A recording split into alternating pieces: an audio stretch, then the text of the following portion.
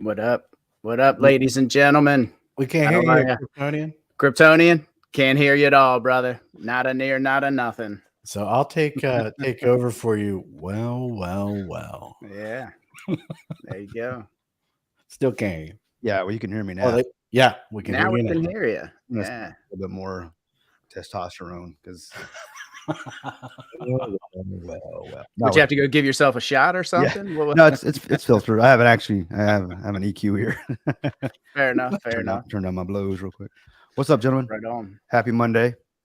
Yeah. Damn, it feels like a Friday to me, and it's such a crazy day today. Slammed at work. And everything going on in crypto as well. It's really hard to find a balance. What's going on chain, off chain, in between, right? But I don't think I want to be anywhere else, man, except right here on Monday night with you guys, man. So what's going on? What's on your minds? I mean, there's plenty to talk about. I'm sure people have lots of questions. You guys did see the thumbnail that I made, right? Buy, sell, or hodl, and you have Batman slapping Robin, which I love. That's my favorite one. But yeah, so I want to talk about that, guys, because I think that was we kind of highlighted it a little bit yesterday, Chris, talking about diamond hands and hold and the teams that come out with these projects. You need to hold, and you're going to get all these, rebases, and hold them, and just hold. So I want to talk about realistically what that means to you as an investor whenever you follow their advice. Okay. You should never, ever take any YouTubers advice, any project leaders advice, don't take my advice, just you need to do your own research and make your own choices. I'll do my best to be as transparent and honest with you on what I'm going to do. But the tokenomics will speak for themselves based on the projects that you get into, even the ones that we're working on. I mean, it's there on paper, on purpose. You're going to know what's happening. And when I say, hey, I'm getting in at the same level you are, that's the truth, right? But anyways, so I want to talk about that if we can later tonight, guys. Buy, sell, or hodl, and what your take on that is. When to do it, when not to do it, etc. That's a great topic, man. It really is. And it seems like every time the project, the creators of the projects tell you that, it always goes the opposite way, right? Every single time. Every single time. Yeah, you guys need to hold, you need to hodl. You're not going to get wrecked, and everybody ends up getting wrecked because they held on and didn't take profit. Except those couple of guys that, Yeah. But doesn't that come back to have a plan? Yeah. When you go into it, when you go into the investment, have a plan. That's whether you're, pull your money back out, play with house money, whatever that plan is, but go into it with some type of strategy. Yep. I think rather than going into, I think when people first get into it, they usually hear about it from family members, YouTubers, or whatever. Like, oh man, I got into Doge and I made 10 grand, 100 grand, $1 million. You're like, well, damn, that could happen to me. I got some money to play with. So rather than going in with the mindset to get rich, you need to go in with the mindset to not get wrecked. So if you go in with that mindset, I think you're already on the right footing, right? That's the first step. I'm not going to get wrecked on this one, period. If you go in with that mindset, I think you're already on the right start, right? On the right path. Yeah, I know when I go into it, and whether it's in any type of investment, whether it's real estate, whether it's crypto, whether it's stocks, whether it's Forex, whatever it is, I go in with a certain percentage in mind. And if I get to that percentage, I usually sell. I usually take profit. Maybe I'll jump back in, play with some house money, but I always go in with a certain set amount of money that I want to make. Yeah. It's always an agenda. Same thing with me. So when I got into Seifu, my goal, and I think I talked about this yesterday, is my goal was to pay off my sister's car, and that's exactly what I did. And I was able to, throw it at a node that may take 100,000 days to make money back on, but whatever. We'll see what happens. But I'm just saying that I had a plan and made it, on paper, on purpose, and I was able to execute. That's why I'm okay with how things are going. I'm not happy about it, but when I say okay, let me rephrase that. I'm not like just completely just devastated by it. I'm more devastated about how a human being can completely just lie and hurt other human beings. I'm more hurt about that than I am, oh crap, I could have made a lot of money on this thing. It's more that this guy's actually really wrecked people. Are you talking about the guy that is back now who never really left? Oh, he came back?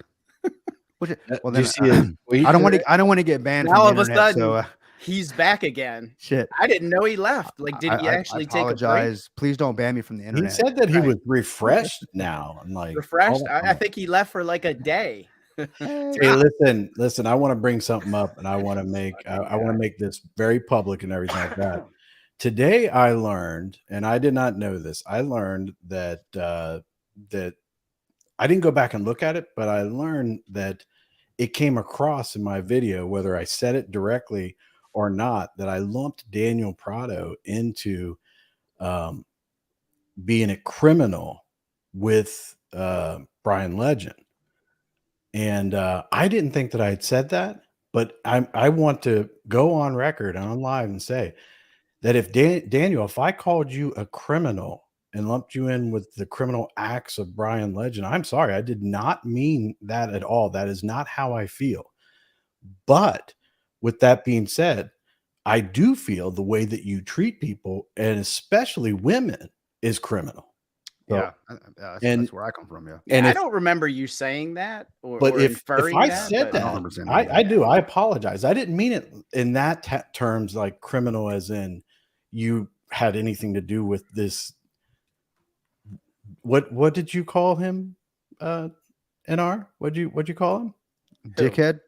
Thank you. Dickhead. Yeah. If Okay. you didn't have anything, I don't believe, that you had anything at all to do with his criminal acts, but I am very critical of the way that you talk to people, especially women, and that will not change. And if that is you call me on my high horse for that, that's a horse I'll never come down from. Sorry, man. If we don't call out that kind of behavior in this world that we live in, then we're doomed. And I don't want to be a part of any of that. I think that's fair enough. And really, at the end of the day, and I've said this before, and I think we've all read this and heard this somewhere, is you are the 5 closest people to you, to who you associate with. Yes. I don't want somebody like that in my inner circle. That seeing what I've seen, the DMs, the people who were just innocently asking questions, trying to get some information, maybe calling something out that they saw that just wasn't right, and getting berated and talked to like not even a dog. I wouldn't even treat my dog that way. Yeah. Just subhuman. And that's not somebody I would want in my inner circle. And honestly, guys, that's what this is about. It's not about, dragging his name through the mud or anything like that. So that's where Chris is coming from. He's just, okay, hey, look, wish him well, just not somebody we want to associate with. Yeah. Not ganging up on the man, right. Good luck with your project.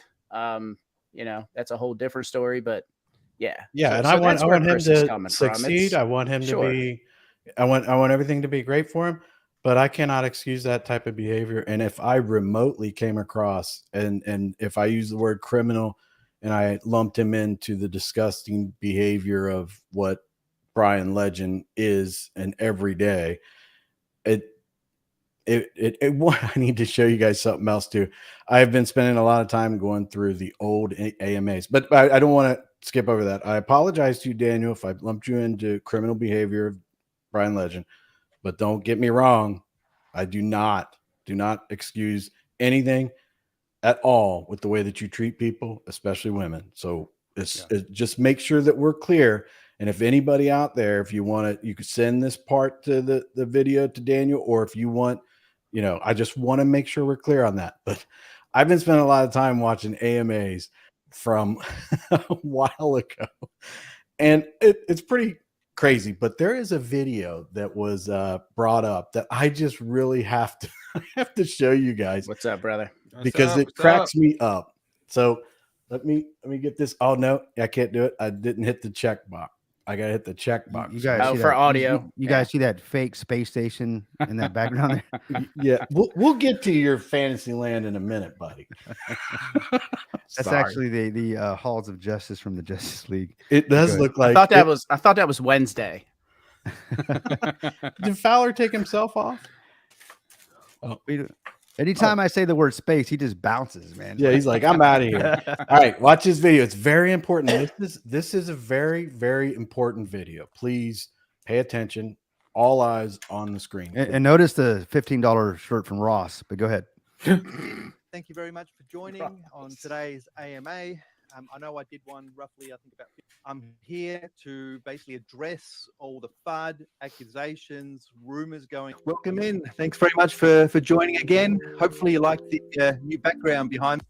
Hello, everybody. Welcome in again to another live stream, another AMA. Hello, everybody. Welcome in to another AMA.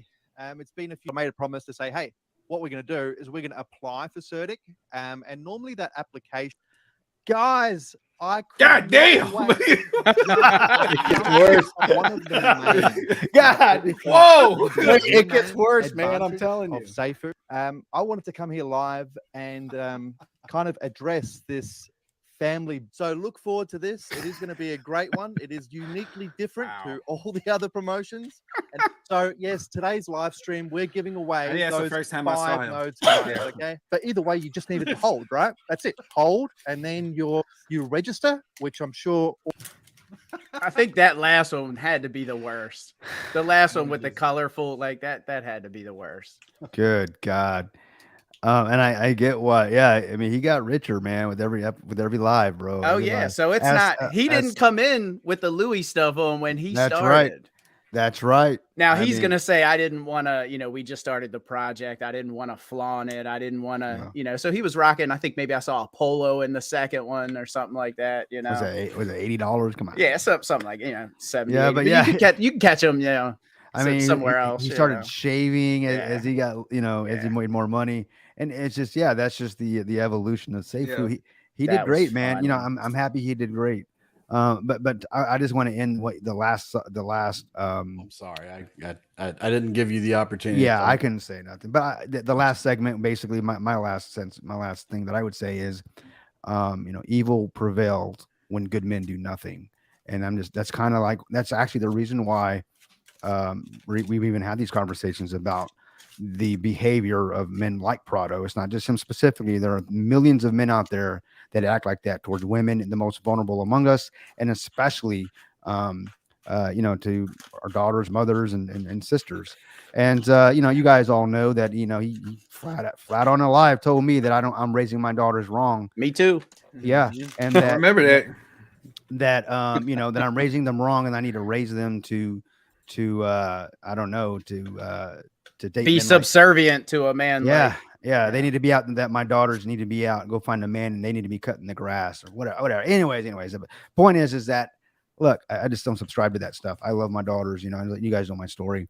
But yeah, and that's why I think I'm not saying he's a criminal, like as Chris was saying, not at all. The way he's been acting and treating people, that's criminal to me. And if I don't say anything, and if then I'm no better than him. Here I am watching this guy right next. I'm in bed watching his live from a recap from the day next to my wife, and the way he's talking to people. If I allow that man to talk to my wife like that, then I'm not a man. I'm sorry. Right. You can't even hop in your own bed. Yeah, bro. You can't even hop in your own bed, bro. Yeah. Like if your wife hears some of the stuff he was saying, like I remember that live. I remember that was very disturbing for me because I have a daughter, and that was very disturbing. Now my daughter's only like 2, going on 3. Bro, but imagine when they're on, yeah. But I just was to on hear vacation, had to jump in that. Yeah, bit. man. I'm like, sorry. I'm like, and that's man. that's when Chris and I became friends. Right. I Right. was joking. We're on. I didn't. And along the lines of joking, what bud. you just said, Kryptonian, I was I never keep- your friend. Right, Chris. I know. I keep hearing a lot of people in the community. Let's move on. Let's stop talking about. But here's the thing: we can't stop talking about it because first of all, Brian's back after one day. Mr. I'm in retire, like Tom fucking Brady, right? The dude's retired, then he's back, and then he's retired, Tom then he's Brady. back. So he was gone for a day. Now he's back on Twitter talking shit about Dan's project and that he's gonna come out with a meme token. Did you guys see that? That should be wonderful.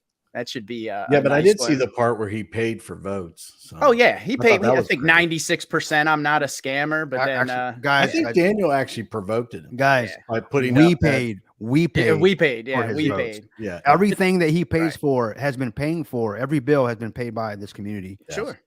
Good. But Yeah, that's I why think- we have to continue to talk. Yeah. So that when it comes to Yeah, Brian, and yeah, that's man. my Yeah. point is I'm Yeah. trying to make is we have to really separate the Vulcan blockchain from Brian. 110, The 110. Vulcan blockchain,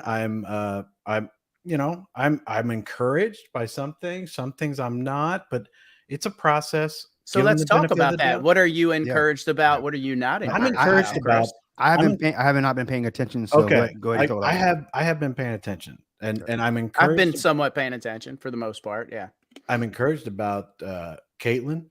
The jury's out, but the fact that she was gathering data and all that Right. kind of stuff, and she's listening to people in the community.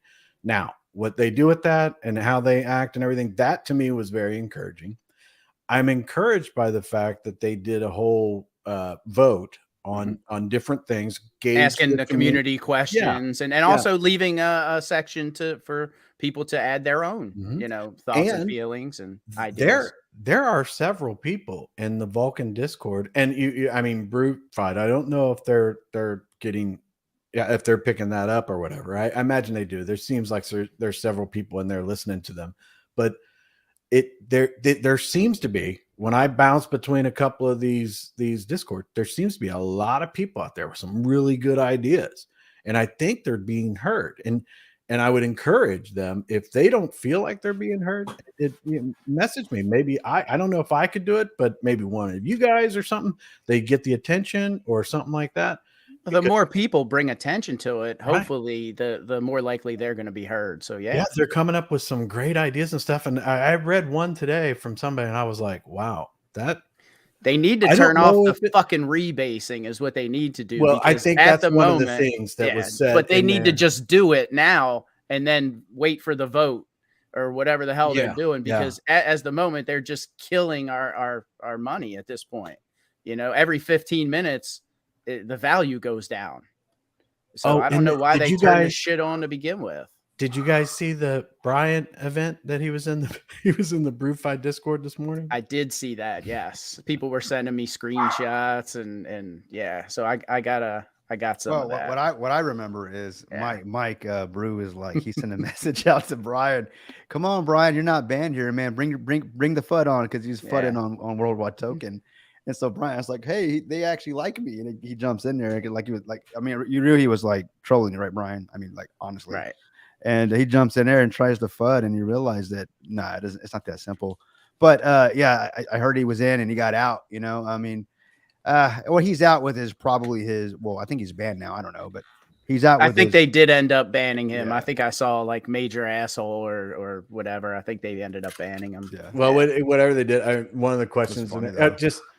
so I did some screenshots and sent it to a couple of people because they were like, you know, I don't think I'm strong enough to go in the BrewFi Discord yet.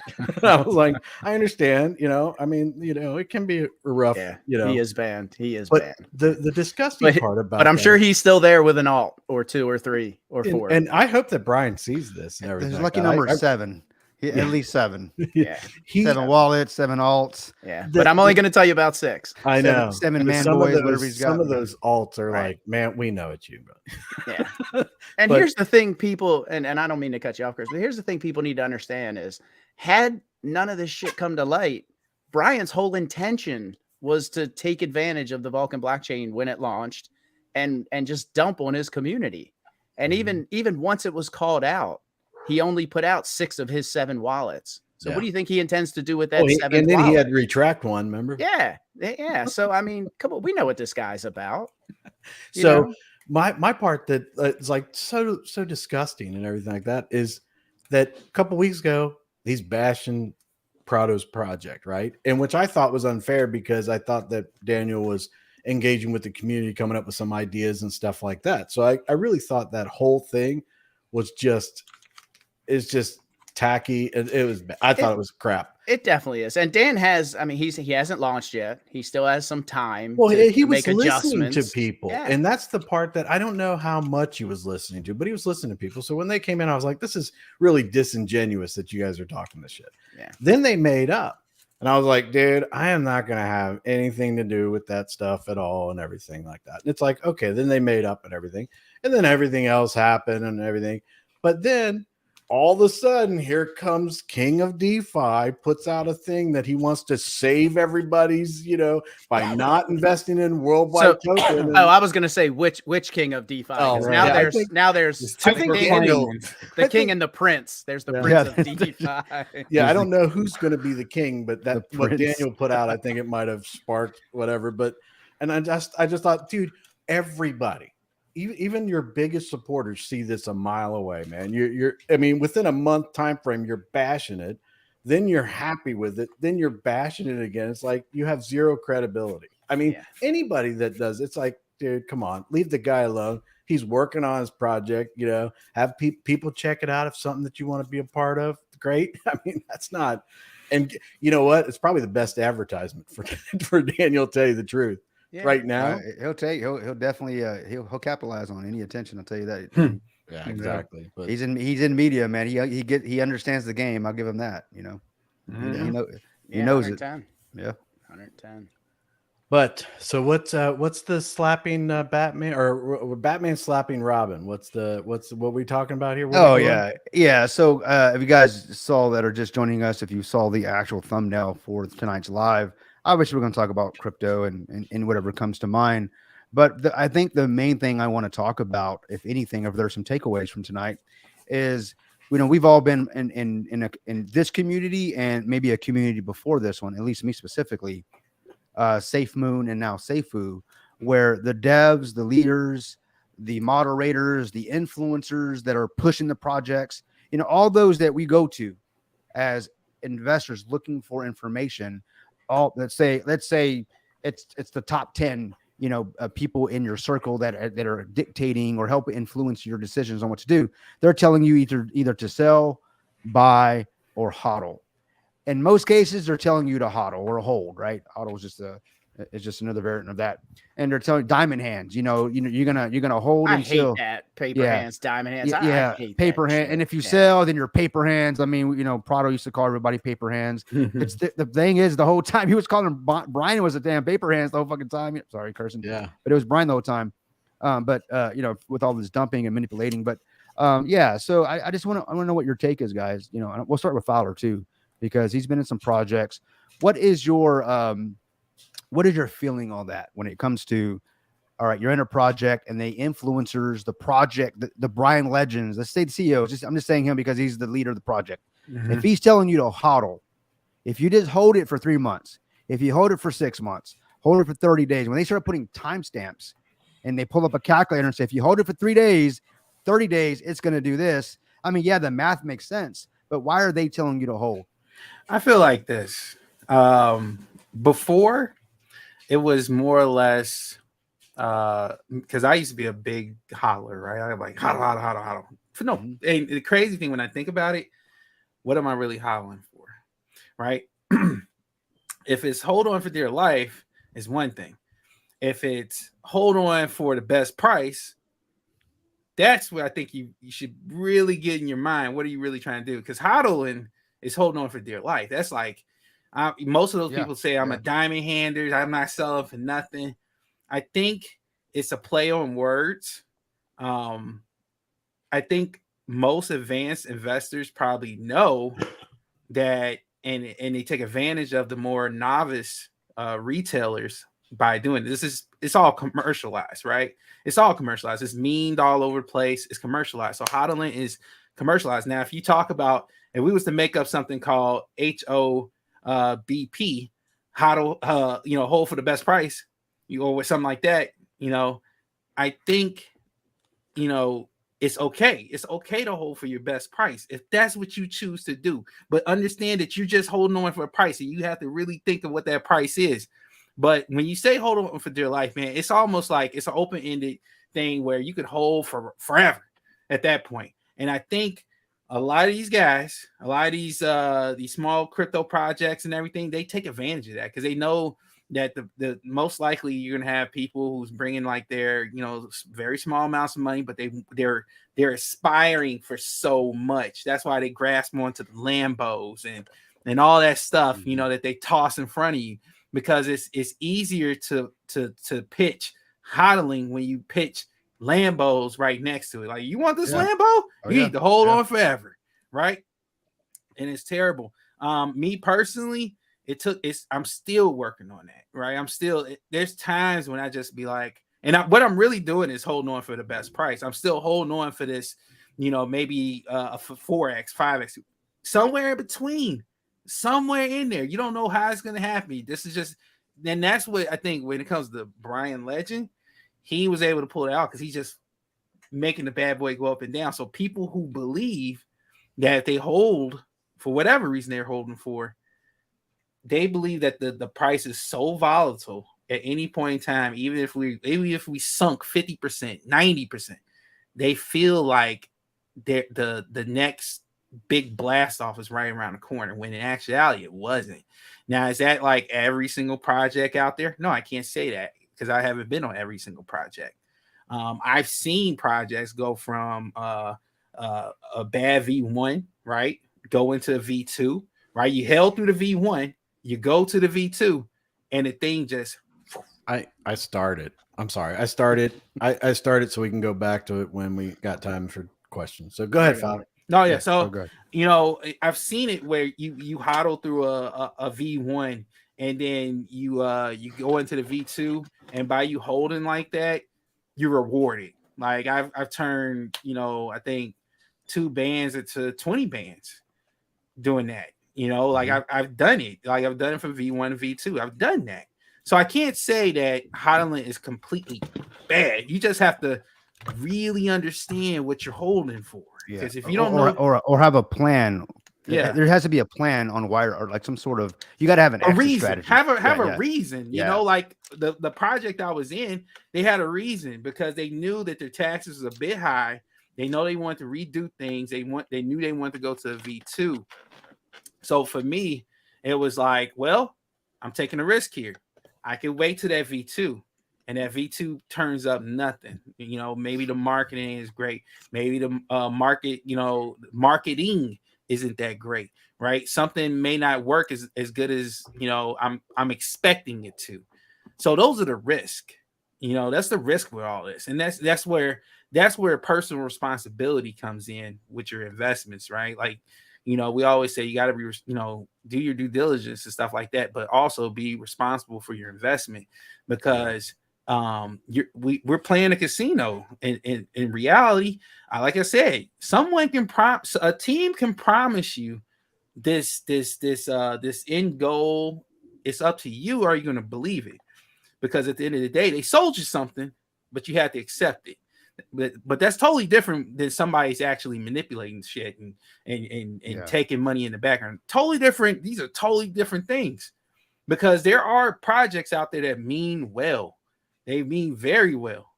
And do they come short sometimes? Yes, some do fall short, but some actually can come through on their promises. It's just really, are you willing to believe in it, hold on to it, and do it? Personally, at this point in time, for me, I'm going to turn into more of the person who sees, when you see those profits, I'm taking them. I'm gonna take my initials, right? And I'm gonna let, what do we call it? A moon bag. I leave a moon bag. That's I think that's the safest tactic. So with like house money, you'll leave a moon bag or something like that. And again, that's having a plan. Yeah, that's a plan. Yeah. And you didn't get wrecked. Yeah, you took your money out, right? Right, but I mean, the difference is that I could take out my initial. It'll take a decent amount of the bag, right? And then it could skyrocket, and you'd be sitting there saying, "Well, I wish I had the rest." Nah, you don't. You got it. That's the thing. You can't look back. Yeah, you gotta look back. You can't look back, and that's another thing I've learned. So it's a lot of things that investors have to really kind of absorb to really, if you really want to make it, you have to train this. This is like everything. This is a sport, honestly, but it's a sport for the brain. This whole crypto thing is a complete mind screw. Yeah, if you allow it to. And you have to take that emotion out of it. And that's all investing, Fowler. Yeah. That's all investing. Yeah. You have to take your emotion out of it completely. And that's the sucky. And the sucky thing is, I've been saying that, right? I've been saying, and that's it messes me up because I say that a lot. And it's true. We know it's true. But then it's like, when you see what we just went through, like, that's somebody purposely doing this stuff to you. Like, it's one thing if the market's going up and down, the project you in maybe having up and downs, like legit up and downs. But it's another thing when somebody's literally convincing you on purpose, continuously doing it. And I saw the chats from AA where he's saying, Brian just needs to just. I mean, you would think you would just be quiet. I mean, come on, man. All eyes. He's digging his own grave, man. And I sent you the link, Compton. By the way, I sent him too. So, but, I mean, he's got to complain about everything. But I wanted to come back to ANA because those are. I think he put those in my chat, and they're not there anymore. I don't know if he retracted them and didn't want them to come up or what. But all I see is the very last one. I see. I mean, he had 2 of them, right? I see him starred. Well, so I starred these because I wanted to ask him about it. Yeah. I didn't know if he was like, I don't want to bring those up, whatever, because they look like they're missing from my chat.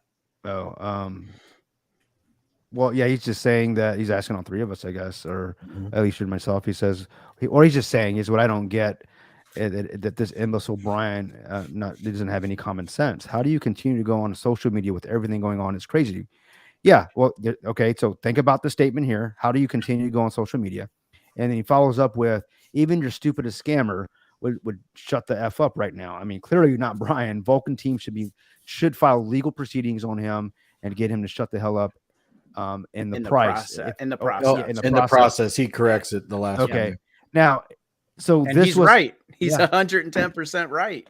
Yeah, and so this is why I brought up this statement from Brian Legend. He's point blank asked, "Aren't you worried about going to prison?"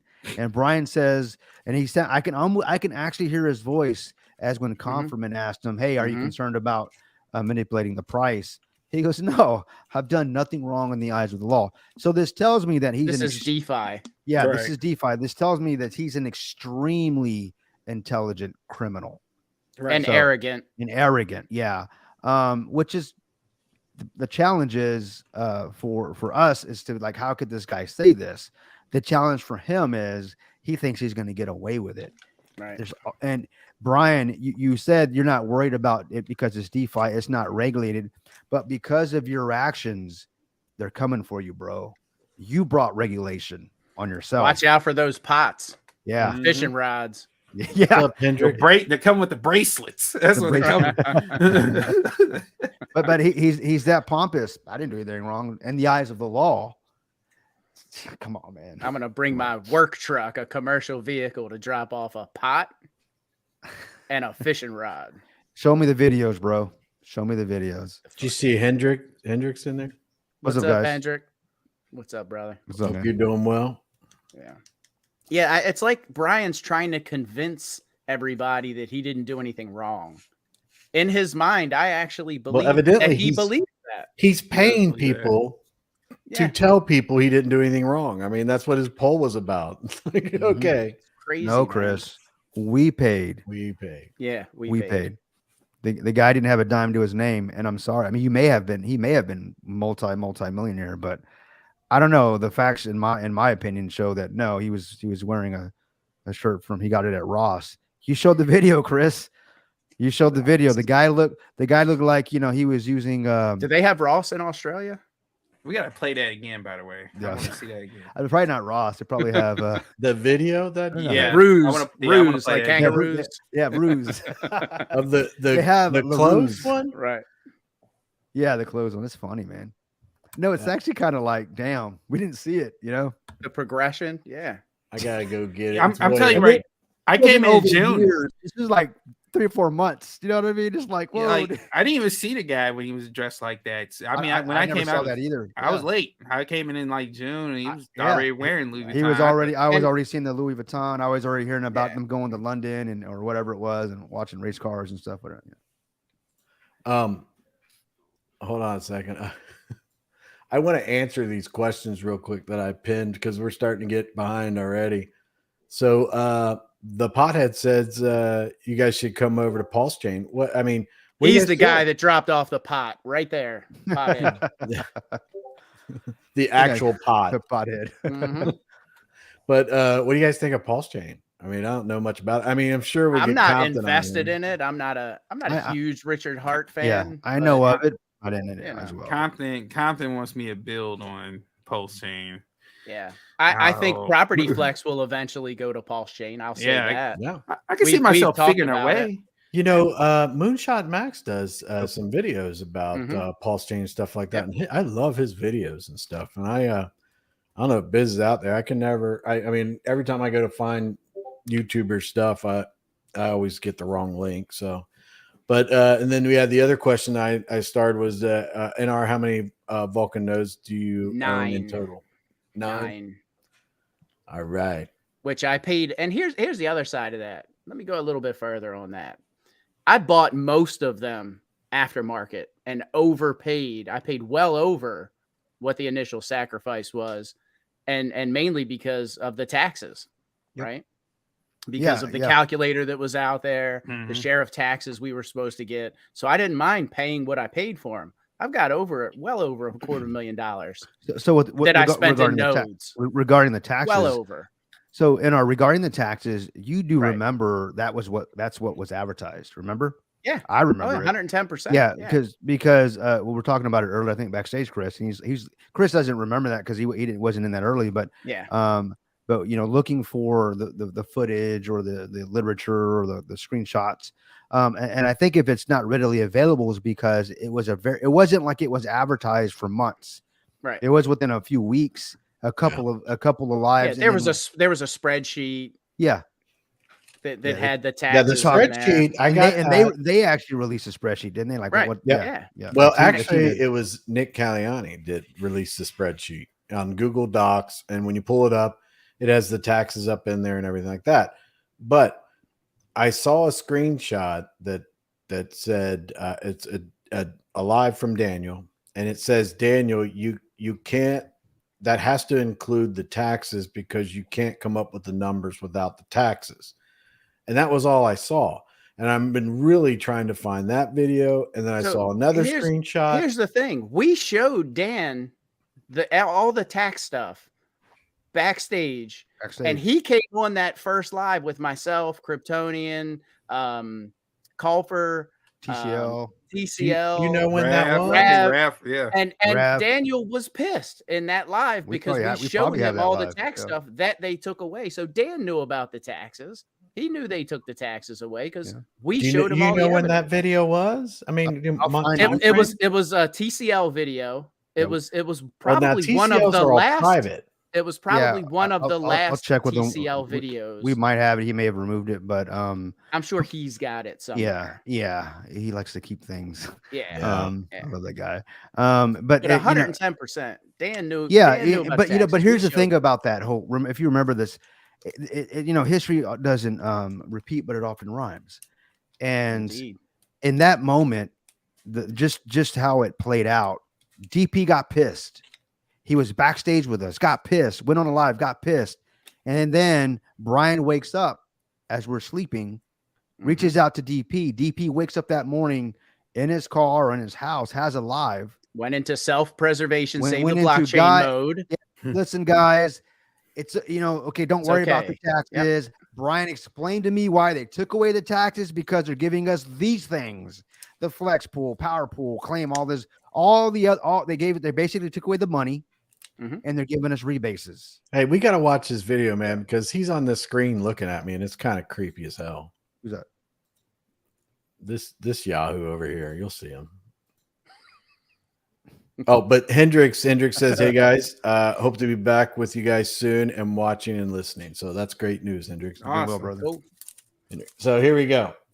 Yay! And I'm not playing this anymore. It's kind of creepy, man. Yeah, there's somebody else about the joining notes on today's AMA. I know I did one roughly, I think about 50. I'm here to basically address all the FUD, accusations, rumors going. Welcome in. Thanks very much for joining again. Hopefully you like the new background. Is it Valentine's Day? Hello, everybody. Welcome in again to another live stream, another AMA. Single. Hello, everybody. Welcome in. Oh, got a girlfriend. Another AMA. Got photos of him. Say, hey, what we're going to do is we're going to apply for CERTIC. And normally that application, guys, I want to say, Mellifella. Guys, I just took a few million out of the guys. Mellifella Crypto is like, I'm rich, guys. I'm rich. Did you guys see all the Louis Vuitton bags? Thanks, guys. Bro, how many purses does a man need, bro? Put me on. Jump at this one of the main. All right, or if not, probably the main advantage of Safer. I wanted to come here live. I got to ask you a question. I think I saw a video or something that he's with somebody, talking with somebody, and they asked him to take the glasses off, and he refused. It was on chain. It was on chain. Yeah. Oliver. He's look in your eyes. Yeah, let me see your eyes. Let me see your cockroach beady eyes. Yeah. Now, right there, that shirt looks like I just think of a picnic. I think of it does. It does. Was he getting outfits just to get on the AMA? Yeah, probably. He made sure the bags in the back matched. We got him outfits to get on the AMA. The bags seem to be accumulating, though. I think. It's it's funny. Pause it real quick. Pause it. He would do rewards. He would do contests. What color is my shirt? Right. Well, those that probably won is because he basically had some sort of shopping list and, hey, what shirt should I wear today? Because we bought that shit. But yeah, he was giving out our money. Again, it's crazy, man. Anyway, sorry, man. Sorry to interrupt. But go ahead. Watch the So evolution look of forward to Brian. this. It is going to be a great one. It is uniquely different to all the other promotions.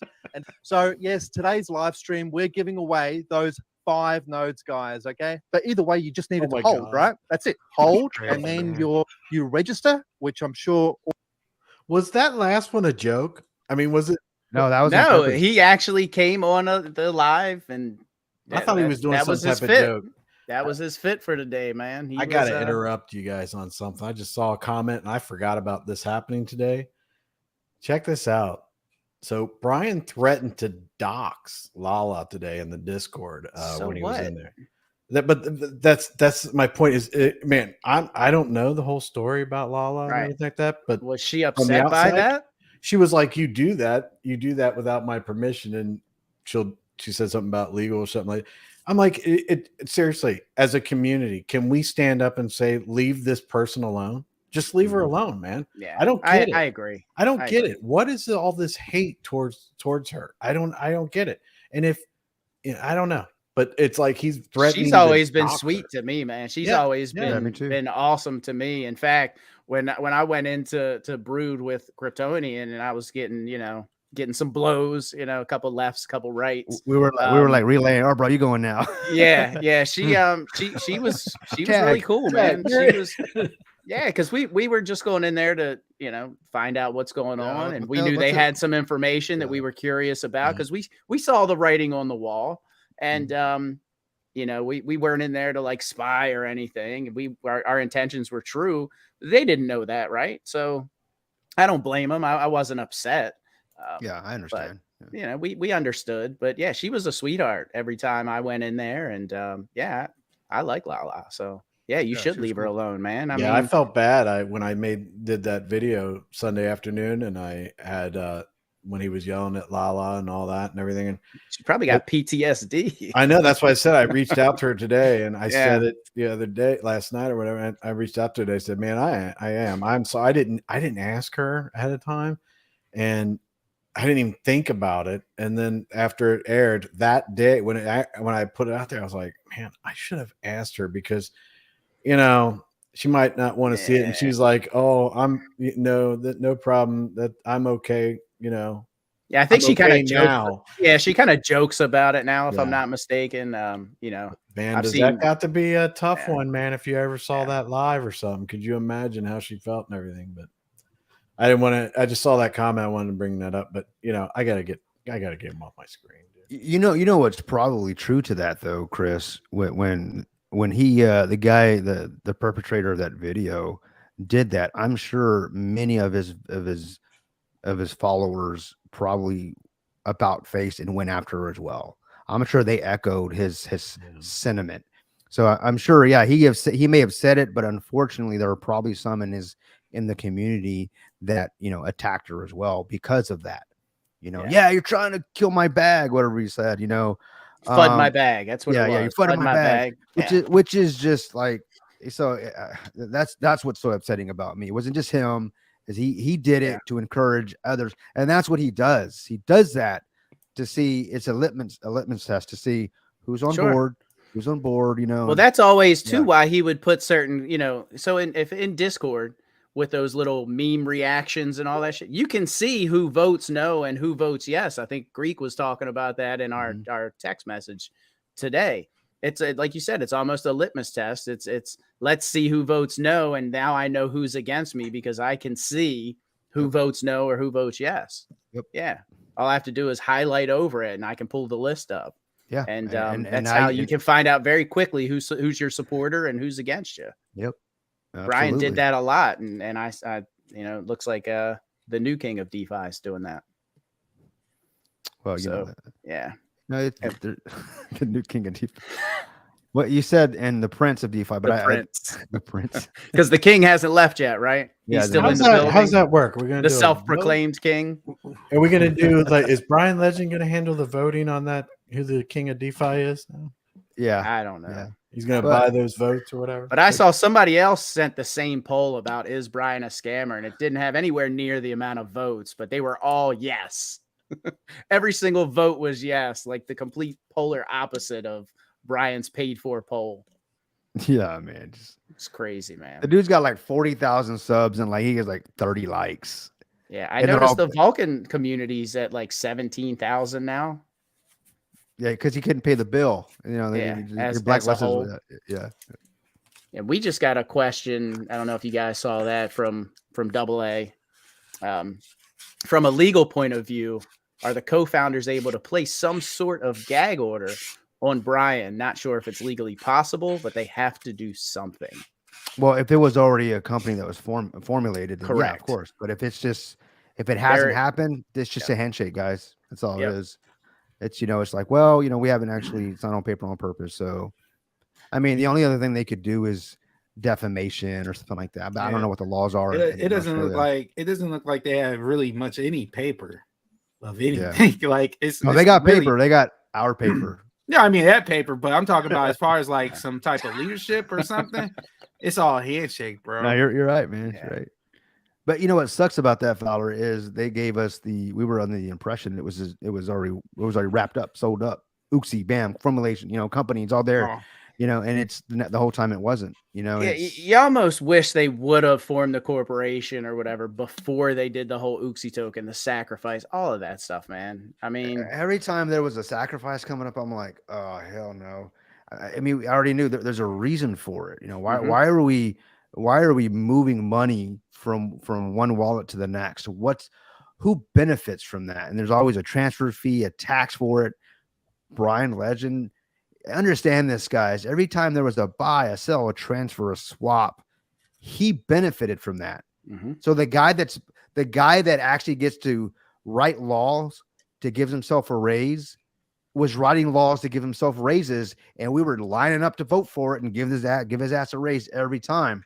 Straight up centralization, straight up tyranny, and this is why this is what pisses me off the most. you know what's funny? We talk about Seifu, right? Like a friend of mine has said, Seifu would have actually worked if he had actually taxes on transfers. If that was like, you see what I'm saying? Like, and it makes sense. But why did he put any taxes on? He could actually, I don't know. Maybe it's just a. But he would have collected, because he would have held the wallet that collected the taxes. But I'm saying, just as far as like, as far as rebasing being the reason why we were going down, plus the fact that he was actually taking this stuff and not actually putting it back in.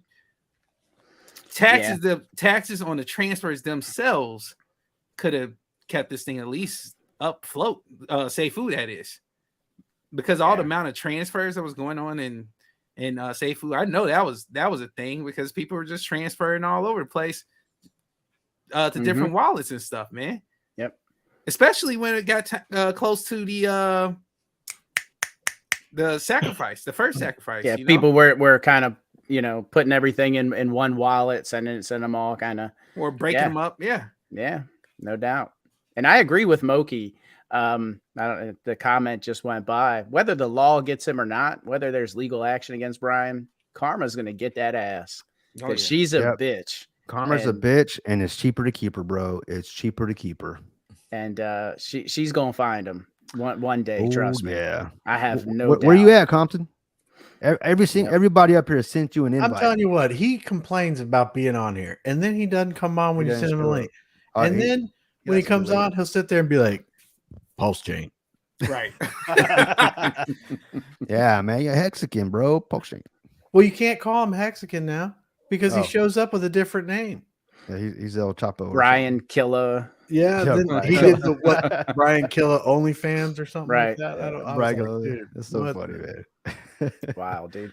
So a point I was making earlier, like I said, somebody asked me how many nodes I have. I told you I spent a lot in the aftermarket for them. Definitely not happy about that since they've taken the taxes away.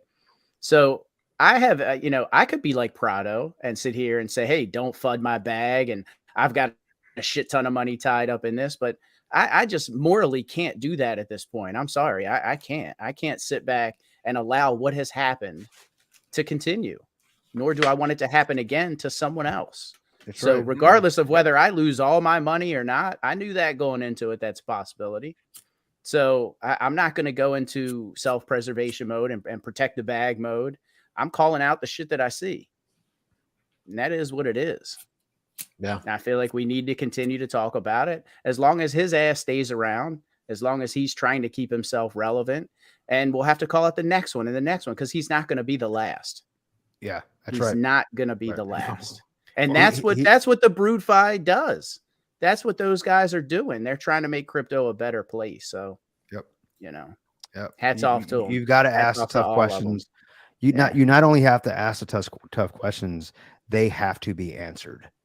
Yeah. Okay. If you think about just the politics in the world here in the U.S., you can ask a politician, a president, whoever, a senator, a congressman, a question, and they skirt around and they tell you what you want to hear. They never really answer the question, but at the end of the day, you end up paying more in taxes. It's exactly what Brian did this whole time.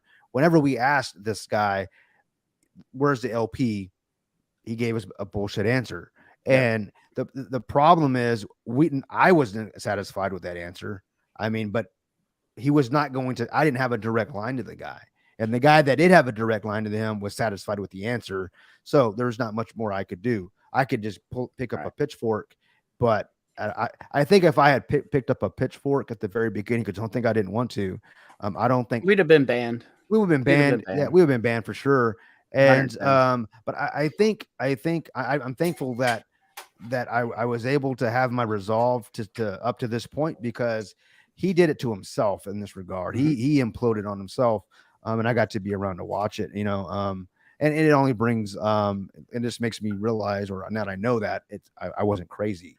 The guys in blue aren't crazy, right? And we just continually have to address the shenanigans, man. We have to. And I definitely commend you, NR, because you have a lot to lose.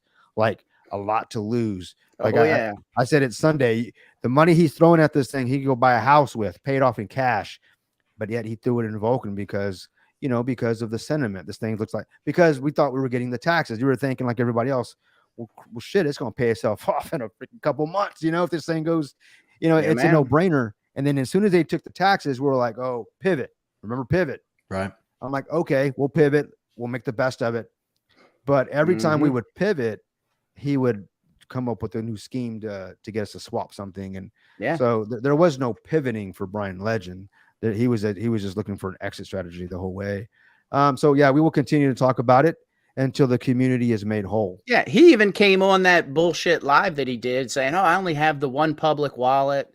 Yeah. Oh, Then not even a day or two later, now all of a sudden here's the wash trading wallets, and it's like, come on, man. Like, like I would have even a tiny ounce of respect for the man if he just came out and said, "Look, this is what I did. This is how I did it. This who knew it. This is who was complicit. This is who was in on it. And look, guys, I messed up." And I'd have even a shred of respect for the man at that point if he would at least come out and say, "I admitted I did this." But he'll never do that.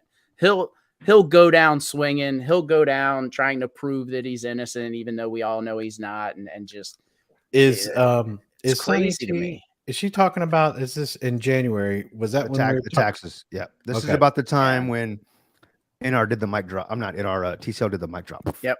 Okay.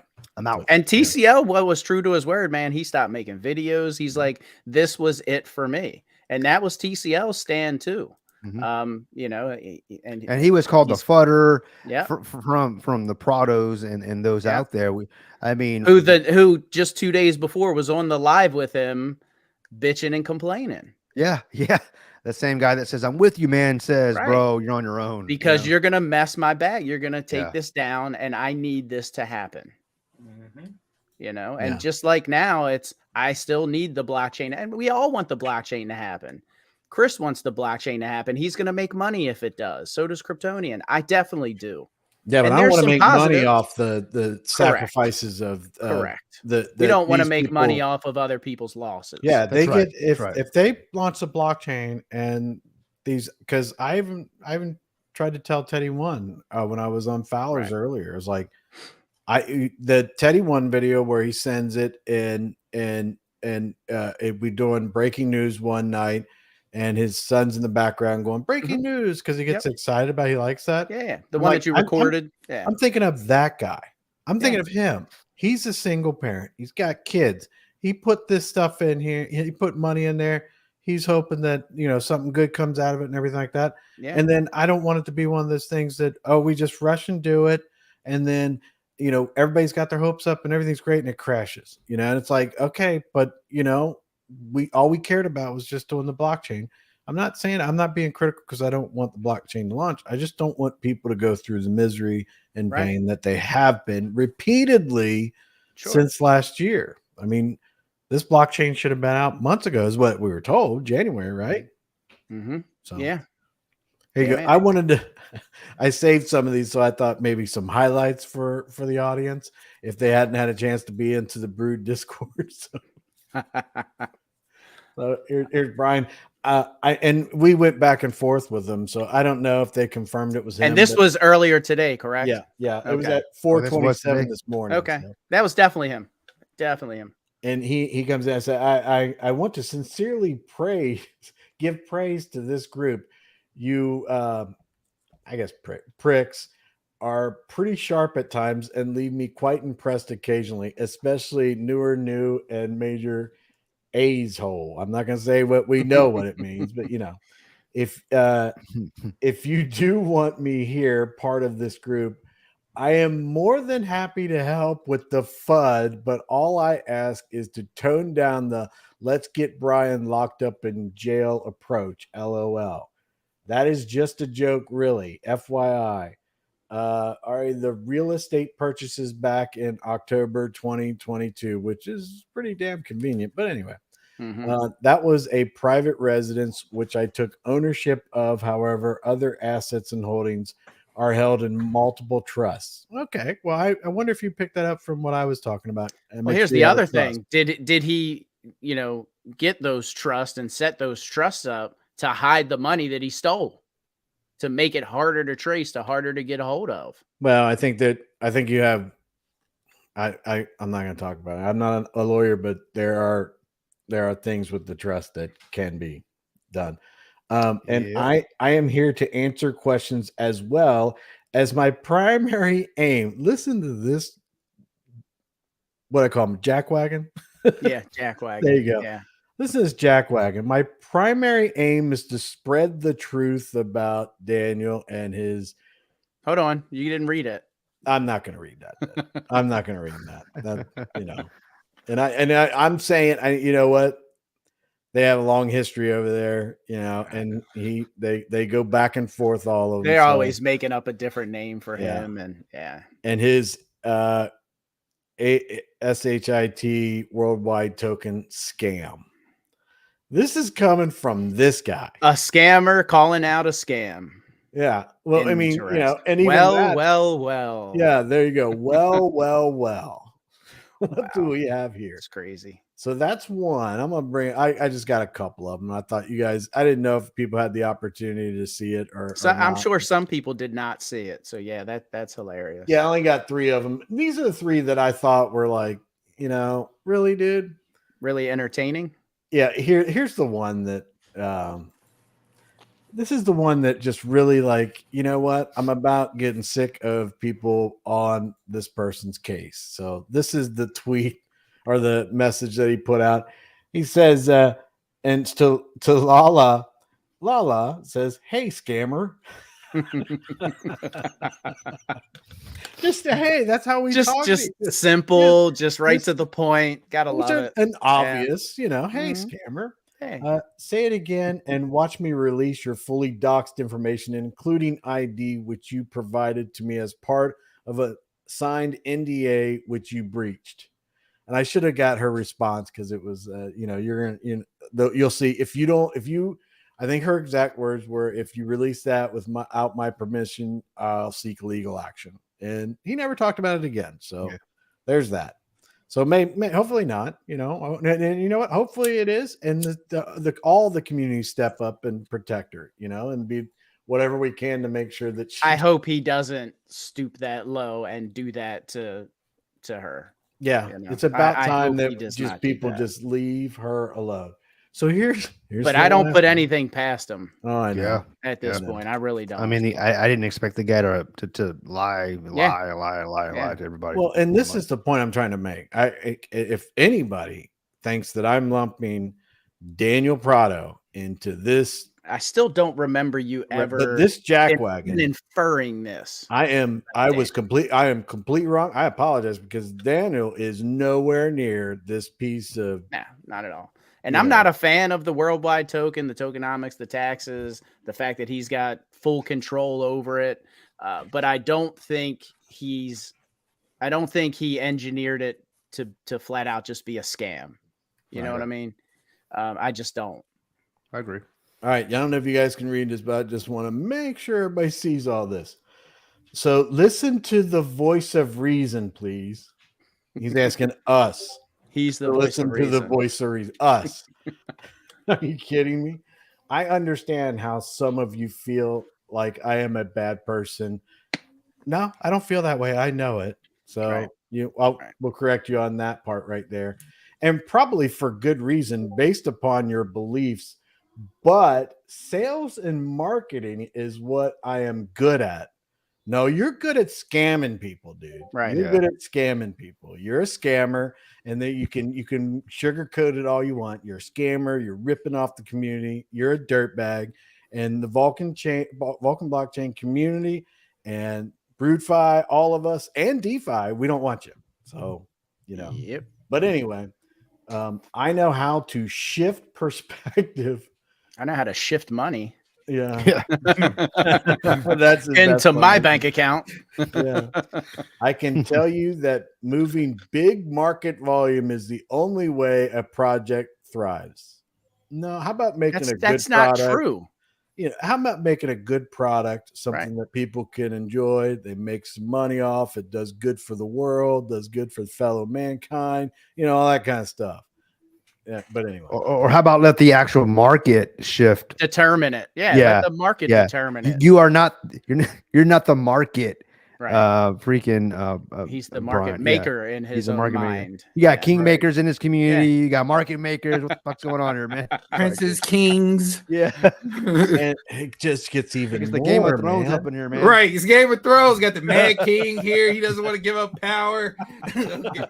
Jamie Lannister comes and stabs him in the back. It says he's king. Come on. You guys haven't seen Game of Thrones. It's pretty twisted, man. But that's exactly what it is. Let me get through this because it's. Have you read the books? Some of them. I started reading. I heard it's like. It's like just as good, if not better. Definitely better, definitely better, different. All right, focus here for a minute. I gotta get this guy off my screen. Go ahead. I actually think it's burning my screen. Go ahead, bro. Oh, we got our Richard Hart is back, by the way, after launching his blockchain. All right, don't say anything, Richard Hart. Hold on a second. If it weren't for my market making wash trading, Seifu would have died in the second month of its release. Yeah.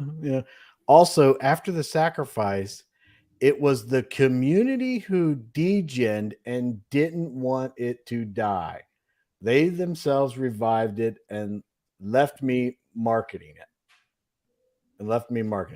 Seifu was given to the council as a DAO and then bled down to 5 cents when I came back to reclaim what was rightfully mine as a founder.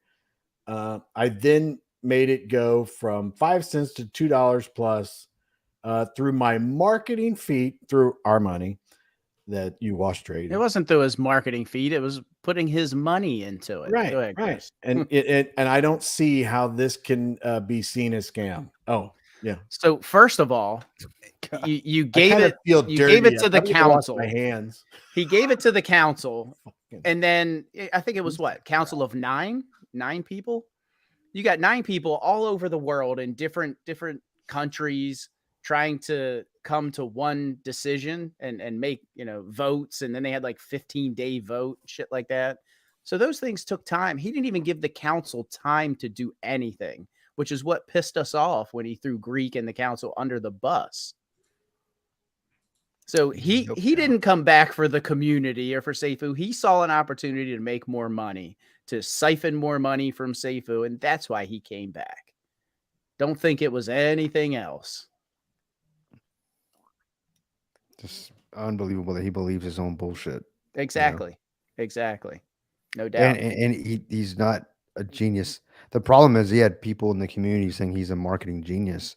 You know, I mean, even I said that a few times. First of all, you don't call yourself a genius. Yeah, that's right. Other right. people deem you to be a genius. Yeah, You like don't. he's a you know, genius. just like you don't self-appoint yourself as the king. I need People who some call bourbon. themselves a genius are usually They're usually Man. pompous asshole dickheads. exactly. Yes. They're the usually worst. dickheads. Yeah. Yes. You know, one of the things that I would say, man, what he's genius about is he was able to single-handedly shit the bed and get attention, and then people that to me that was like, and then that was kind of all that was just kind of skewed as good publicity is bad publicity or bad publicity is good publicity, whatever. You know, publicity. There's no such nonetheless. thing as Yeah, bad yeah. publicity. Yeah, so it's like, okay, we're getting all these eyes looking Sure. in, you know, but the sad truth is nobody was looking in. We were inside Right. of a bubble that he controlled. 150%, brother. 150%. All the new investors were all his bots and people that he hired to come in. And that's probably the saddest thing above all is that it never grew bigger since since Yeah. Seifu. And It's it could always, have. it could have. It absolutely could could have. have. Yeah. I mean, he spent no money on marketing. Right. None. And what he did, like I said, the underground thing, I know for a fact that cost probably about $50K, and he said it cost like $350K. No, there was Yeah. stuff about I mean, that there in was there so too. much It- of that It stuff. was either the underground OBD. or the articles. Yeah. That shit don't go nowhere. Yeah. And I was texting with Kryptonian when you guys were on the live last night, and I love what he said about if the community really wants to change, unban all those people who got banned. I would love to see that. Let them come back into the Vulcan Discord because a lot of people got turned off by that. Not to mention they had money, you know, invested in Seifu or Vulcan. They got banned. They don't know what the hell's going on because they can't get in the Discord. So if the team truly wants to take steps moving forward, I think they should unban everybody and start fresh. You know, there'll be some people that probably need to get banned if they start disrespecting others and talking to people nasty and stuff like that. But just asking questions, legitimate questions, is not a reason to get banned. I think they should open that back up. I think I know some of the Brood people probably come in and probably raise really good points, maybe even help the protocol get back on its feet. They probably have some damn good suggestions. Exactly. Yeah. Exactly. This comment up here, this is all depressing. I hope something positive comes out of it all. Yeah, it will. It will, man. There is positivity. 110%. We're talking about this. The light has been shed. The cockroaches have scattered. So trust me, I know it sounds like it's all doom and gloom, but it's not. You know, the best part about being on rock, the best part about hitting rock bottom, there's nowhere to go but up. Exactly. 110%, Man. brother. And we're going to build a foundation that is going to be And unstoppable. that's what we're doing right now. Yeah. This And is not what- only that, look what's happened. You know, the teams put out, you know, they're asking the community what they want now. You know, they've got that and I don't know, Biz, if you're out there listening, man, if you can put the link to that form for people in the community to fill out. And they even give you a line at the end that says, hey, if you have any suggestions, anything you'd like to see, please let us know. even The if you team's think actually it's crazy. listening. Yeah, even Yeah. if you think it's crazy, you're like, hey, correct. we should all like Me personally, I asked for the taxes to come back to the nodes at least 1%. I got you, at buddy. least You heard 1%. me cheers you, right? When they were talking. I didn't want to interrupt them, but I was like, You're OBC. good, brother. You are good. Yeah. But yeah, I'm so sorry, that's Kryptonian. I'm sorry, buddy. that is definitely a positive Sorry, that's drink come one, out. man. Yeah, I mean- and I see some other positive things That's you, too, buddy. So yeah, I was I said it's not all personally- doom and gloom. personally for me, like I saw the forum this morning. I filled it out, and I was like, you know, have lower buy-in tax, right? Yeah, I Like see that. 1%. That's one of my favorites, Chris. I'm What is telling that, you, man. Jameson. Yeah. Well, that's Bow Street. Yeah. It's 18. Yep. That's when you got big bags of Bitcoin. You can afford that. Yeah, bro. yeah, I unboxed. You got that. it. You got I that know Ethereum crypto. money. So I usually buy the cheap 28 bottle at just regular. Yeah, $28 This is what it bottle. comes in.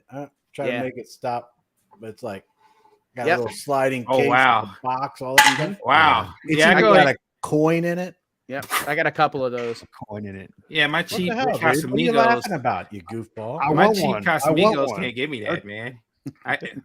Yeah. My drinks don't look like that, man. Casamigos don't come with fancy I was gonna boxes. send one to OBC. Mhm. That's the coin that comes in it. Well, you Yep. know, my bottles come with a worm in it, bro. tequila. Wait, I'm just what Yeah, got you can keep collector's your worm, edition? dude. I'll take the I'll coin. just There's drink the back of it. Get me drinking tequila. I'd be up here naked doing the live and shit. I can't do tequila, man. I can't do tequila. It messes I me thought up. I you get drink- wild, Yeah, bro. I yeah. get I wild. usually wake up in my front yard and like, dude, what happened? My kids are like, Dad, you need to come in. People are out here, man. I want to know what Richard Hart has to say, but in English, bro. I know. It looks like he's wearing one of them Brian Legend shirts. Hey, Richard. Hey, How's it going, everyone? Richard Hart here. Oh my God. He got a Richard Hart What do pin. we got going on? Good progress on Pulse Chain and Pulse X. You just wait, bro. That's right. You know what? Stop. You sound just like him, dude. Damn, you working on it. I couldn't hear any Hispanic in That's that voice at AI. all. That's AI. That's cool. That's bro. the same AI that was in Seifu Go. I got a question for you, Compton, though, in all seriousness, bro. I know you heard me ask the question to everybody. Well, I know Fowler answered. I haven't heard from NR or Chris yet, but buy, sell, or hodl. What is your take on when project leads, project developers, influencers, or people maybe in the discourse tell you, man, you got to hodl, man. Don't sell. Let's go to the moon. You know what I'm talking about when you know that they're saying that because they're going to dump on your ass, right? So, I mean, I want to know what your thoughts are. Thanks, Biz. I think you need to make a wise decision and not not listen to anyone else.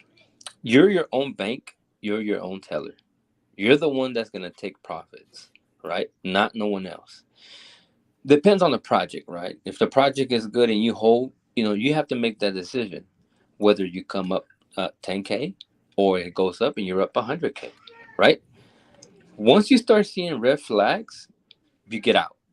And that's it. You come out on top, you take profits. And it depends, right? If you're on a blue chip, and you're buying in the bear market like right now, then your strategy is going to be to hold, right? But if you're in DeFi, depends on well, we trusted Brian Legend, right?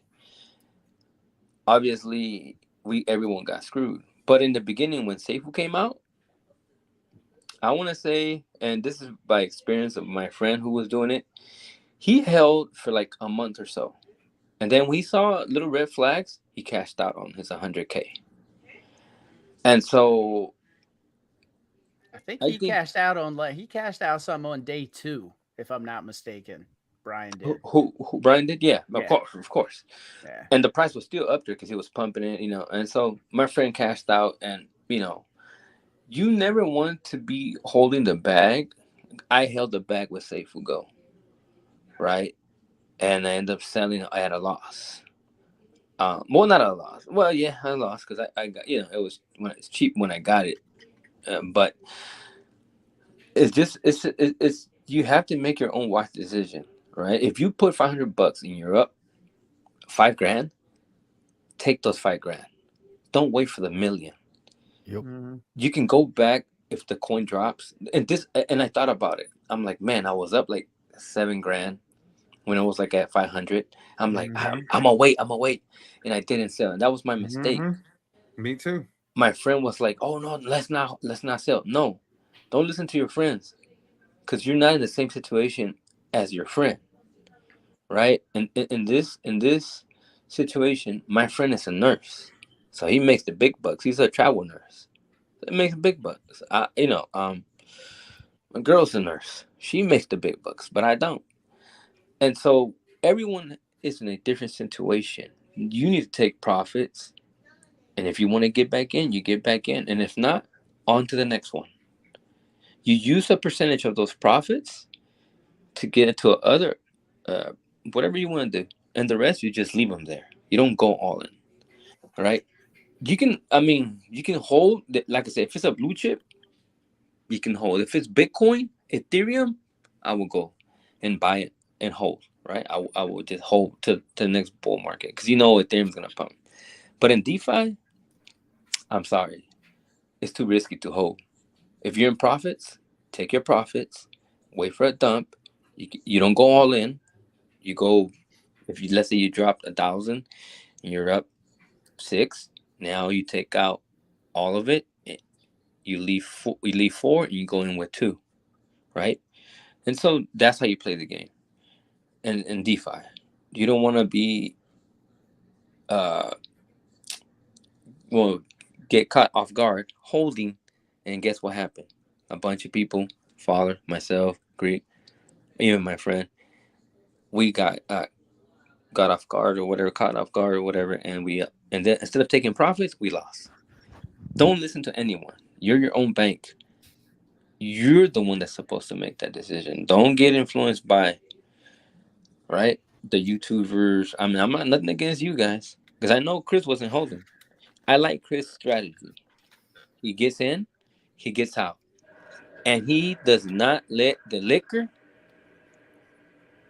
make a decision for him. He sells on a green candle, buys on a red candle, and that's smart. and that's hard to do. He There's doesn't so go by many his things I emotion. want to say right now. Gets in, gets out, liquor hard, yeah, like just liquor all hard. these things. Yeah, just Yeah, Hey, Goes it's in all dry- relative, man. goes in dry, It's all pops Yeah, a man, pill. I that's mean, just so many things coming killing to me my here, mind. man. Sounds Oh, like yeah, personal yeah. experience to me. But you know what? I asked He pops a Chris. pill and he gets in and he gets out. Right. Yeah, right. I asked Chris, hey, Chris, you gonna get in? No. If I don't see an entry, I'm not Yeah. getting in. And I was like, whoa, he emotionless. He had his mindset on what he was gonna do, and no matter what Prado said, Cold-blooded. what Greek said, what Fowler said, or anyone, even Brian said, no one was gonna determine his next move. His move was gonna be made on his time, on his terms, and that's how you win. But if you let emotions and other people drive, your bets, and you get in and you get out, you're gonna get wrecked. And I look was what happened. surprised with that, how, because I come from Forex. If a lot of people don't know, I've been trading Forex for years. Trade stocks, day trade Since stocks. 1809. Well, right before the stock market started. That's probably the best. But anyway, Right let's get before the back to Titanic. reality We're here. trading cattle. Chris has a Trading- bunch of silver certificates. He got silver whiskey. You saw that? I mean, right. But Whatever. go ahead, Chris. Whatever. What were you saying? So I do Forex. So I've been in Forex, and I do my trading strategy is totally different in Forex than it is crypto. My trading strategy in crypto is to regain my initial investment as soon as possible, and then hold and accumulate a bag that is nothing but like house money. A lot of people say that, but that's like a safe. Do you snipe in Forex? Is that more of No, your strategy in Forex? I or- swing trade Forex. Okay. So Okay. and with my Forex trades, it's a little bit different, and it probably take a whole class as to how I do it. And you'd probably be like, you could do it better, but it's the way I do it. So If it Right. works, man, then well, right. in our we're still waiting on that class. I was gonna say we're still waiting on that class. well, man. by the Yeah. time we're all done with the lives, we're pretty much lit. And then I'm Yeah, like, I don't yeah. even know what this chart means, bro. Well, but Saturday when we go live, we'll be talking, bro. We're gonna do a live backstage, man. Hey, can we joke on this channel? We're gonna have a master class, okay? But- Go ahead. Can we what joke I on do- this channel? Can we Of joke course. on it? I mean, you'll get banned, but go ahead. No disrespect, Chris. Okay, I like you a lot. I don't even know you that well, but I like you a lot. When I reached out Here to it you, comes, man. when SGO, he replied back to me, and I get it. He was good to me. No disrespect to Chris. He is. After that video yesterday, you got even more of my respect. Like from a OG to an original OG, right? This is just a joke. This is just a joke, Chris. Don't take it personal. All right. But you remind me of the Colonel from KFC. Just checked up, bro. Finger looking good. It's a shame that Oh, man. Richard Hart had to leave us, everybody. Let's have a round of applause for Richard Hart. You know, Thanks for showing up, buddy. so Sorry. Cue the music, Kryptonian. Where's the Marvin I'm Gaye? looking for it, bro. I'm looking for it, dude. I'm looking for it. Did you take it off here, Chris? Did you delete it? You know what? I don't know what I deleted, but I was drinking and was like, you know what? F Kryptonian. Bro, This is are all you gone, man. serious right He's now? not getting me again. He deleted my music, dude. I did, you can't because you get us a strike on it, man. Every day I wake up when I'm That is true. Yeah. Marvin right. Gaye get paid. All right, so what? We don't need to cue the music. Sorry, OBZ.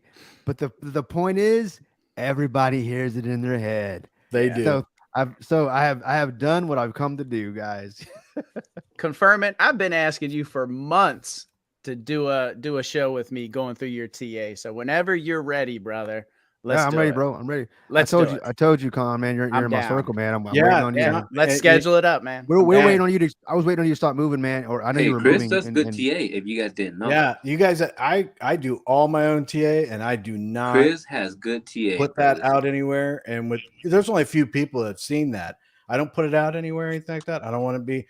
Someone will read it wrong and be like, Let me "Well, get this you right. said to do." You've this got here." And I'm TNA. like, You don't put out. I'm what? I don't. What? I don't, bro. I don't, man.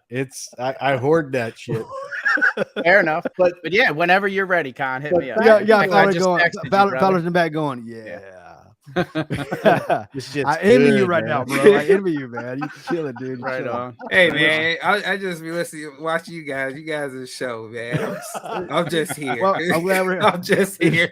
Hey, I'm- you know I'm what? just It's saying I'm a better clown. after a Are few you shots. entertained? Right, Are exactly. you entertained? Are you?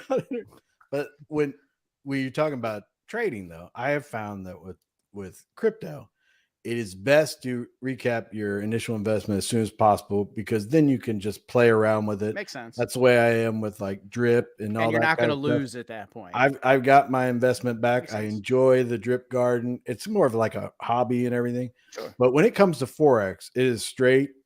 This is exactly how I do it. I have 3 profit taking areas. I take 50% off the table at 25% and 25% after that until I'm done. And I'll let it ride. But And do you only in Forex? Do you only trade like gold? No, Do you only I trade only like trade major the 6 shit? Or? majors. I don't Okay. trade minors Currencies. at all. Yeah, the 6 majors are it. And I usually just follow. My bots tell me when something comes up. That's right. You have. I forgot you had the. But the I bots, tell yeah. them whether to basically not do the trade or not. They have Sure. to get, like, I have to execute the trade. I mean, the trade is set up. All I have to do is say yes or no. But Right. I follow the US dollar, and the US dollar is what I follow on everything that I do. So when that happens, that's when everything, everything's good. So I use MT4 for Yeah, one that's a good of one. my trading ones, and I use 2 TradingView accounts. So I have 2 TradingView ones. I have 3 accounts. Like, that's one of those things. You guys know me. I'm psychotic about always having 3 accounts. I don't know why I do it, but it's crazy. That's your like- thing, man.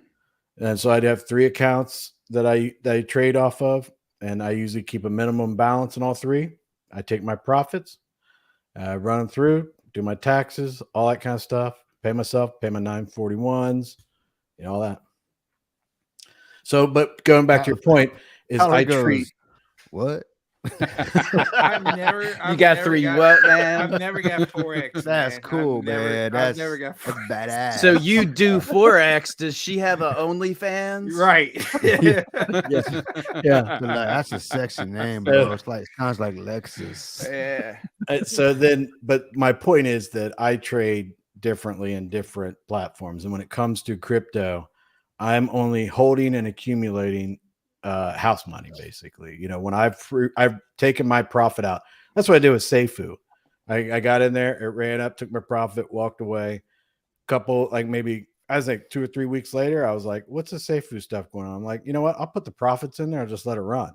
I don't care what the Right. price is, nothing like that. I just wanted to rebase because they got this blockchain, that kind of thing. So I have no actual money invested in anything that we do. It's all So at this profit. point, you're net positive. You're Yeah, I'm not, that positive. regardless of what happens. You're net positive. Right. But at the same time, I mean, that's a valuable bag, and I don't want it to Sure. just No, you would like evaporate for it to be everything. successful, and Yeah. you'd like to So walk away with that. Sure. I have an incentive that I want the blockchain to launch, but it's at the same time, I'm also like, I can walk away from it. There are hundreds of people out there that they can't walk So away from that's it. why Those are you're the people flooding I'm my more bag. concerned about.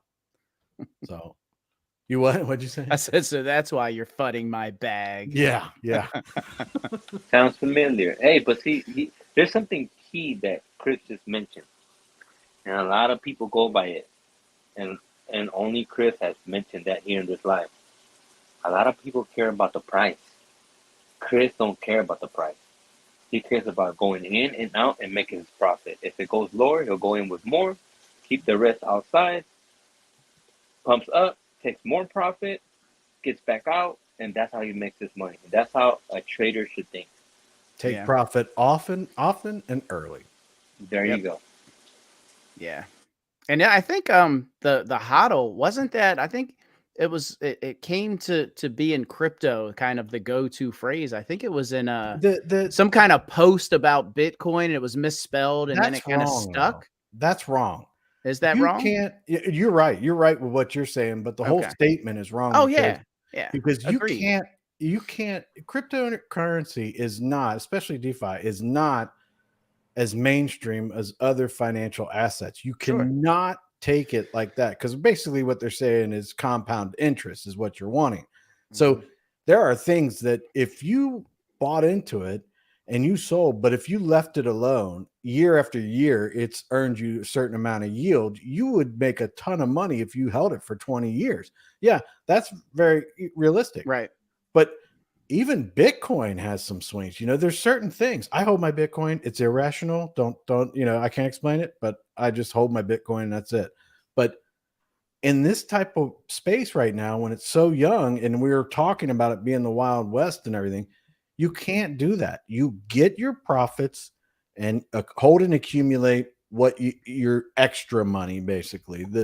You've already got your profits out of it. So this is not the place for you to be like, I helped Seifu go for 20 years and you'll probably be broke, but you're right. Now Bitcoin, you did mention Bitcoin. I think we all know that Bitcoin, with what's going on with the ETFs and institutions going to be buying it up, and just the fact that it's, the halving and just what's going on, we all know that the price is going to go up.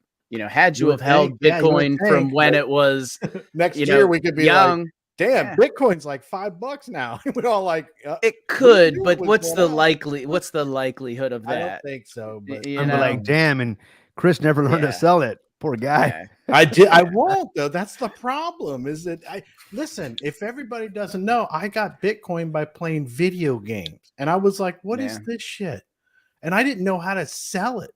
I'm no genius. As long as you can buy drugs on the dark web, Bitcoin I'm will telling have you, a that's market. Back in the day, people were giving Bitcoin. That's how I was introduced to it. I had a friend that used to buy tons of ecstasy on the dark web. Yeah, you could go. The people would be like, "Man, if you gotta give me a like on my video, I'll give you 1 Bitcoin." And be like, "What do I want a Bitcoin for? I don't want to even like your thing." I mean, it was like that ridiculous. I mean, it was the gaming world, and I was telling Greek, I have some old wallets where I literally transferred hundreds upon thousands of Bitcoins at one time. Yeah. Then you can see the old transactions in the wallet, and it's like, I look at it now and I'm like, you dumbass. Like, just you dumbass. I think, but then we rolled. Did I really need that acid? Yep. Right. Right. It was a good trip. That was it.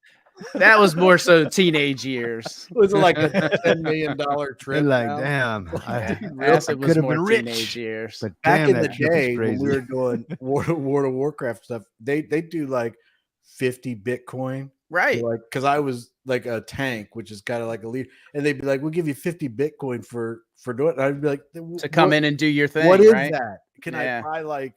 What can I do with that? And they were like, "You could get pizza." I'm like, right from the guy that bought pizzas. Yeah, yeah.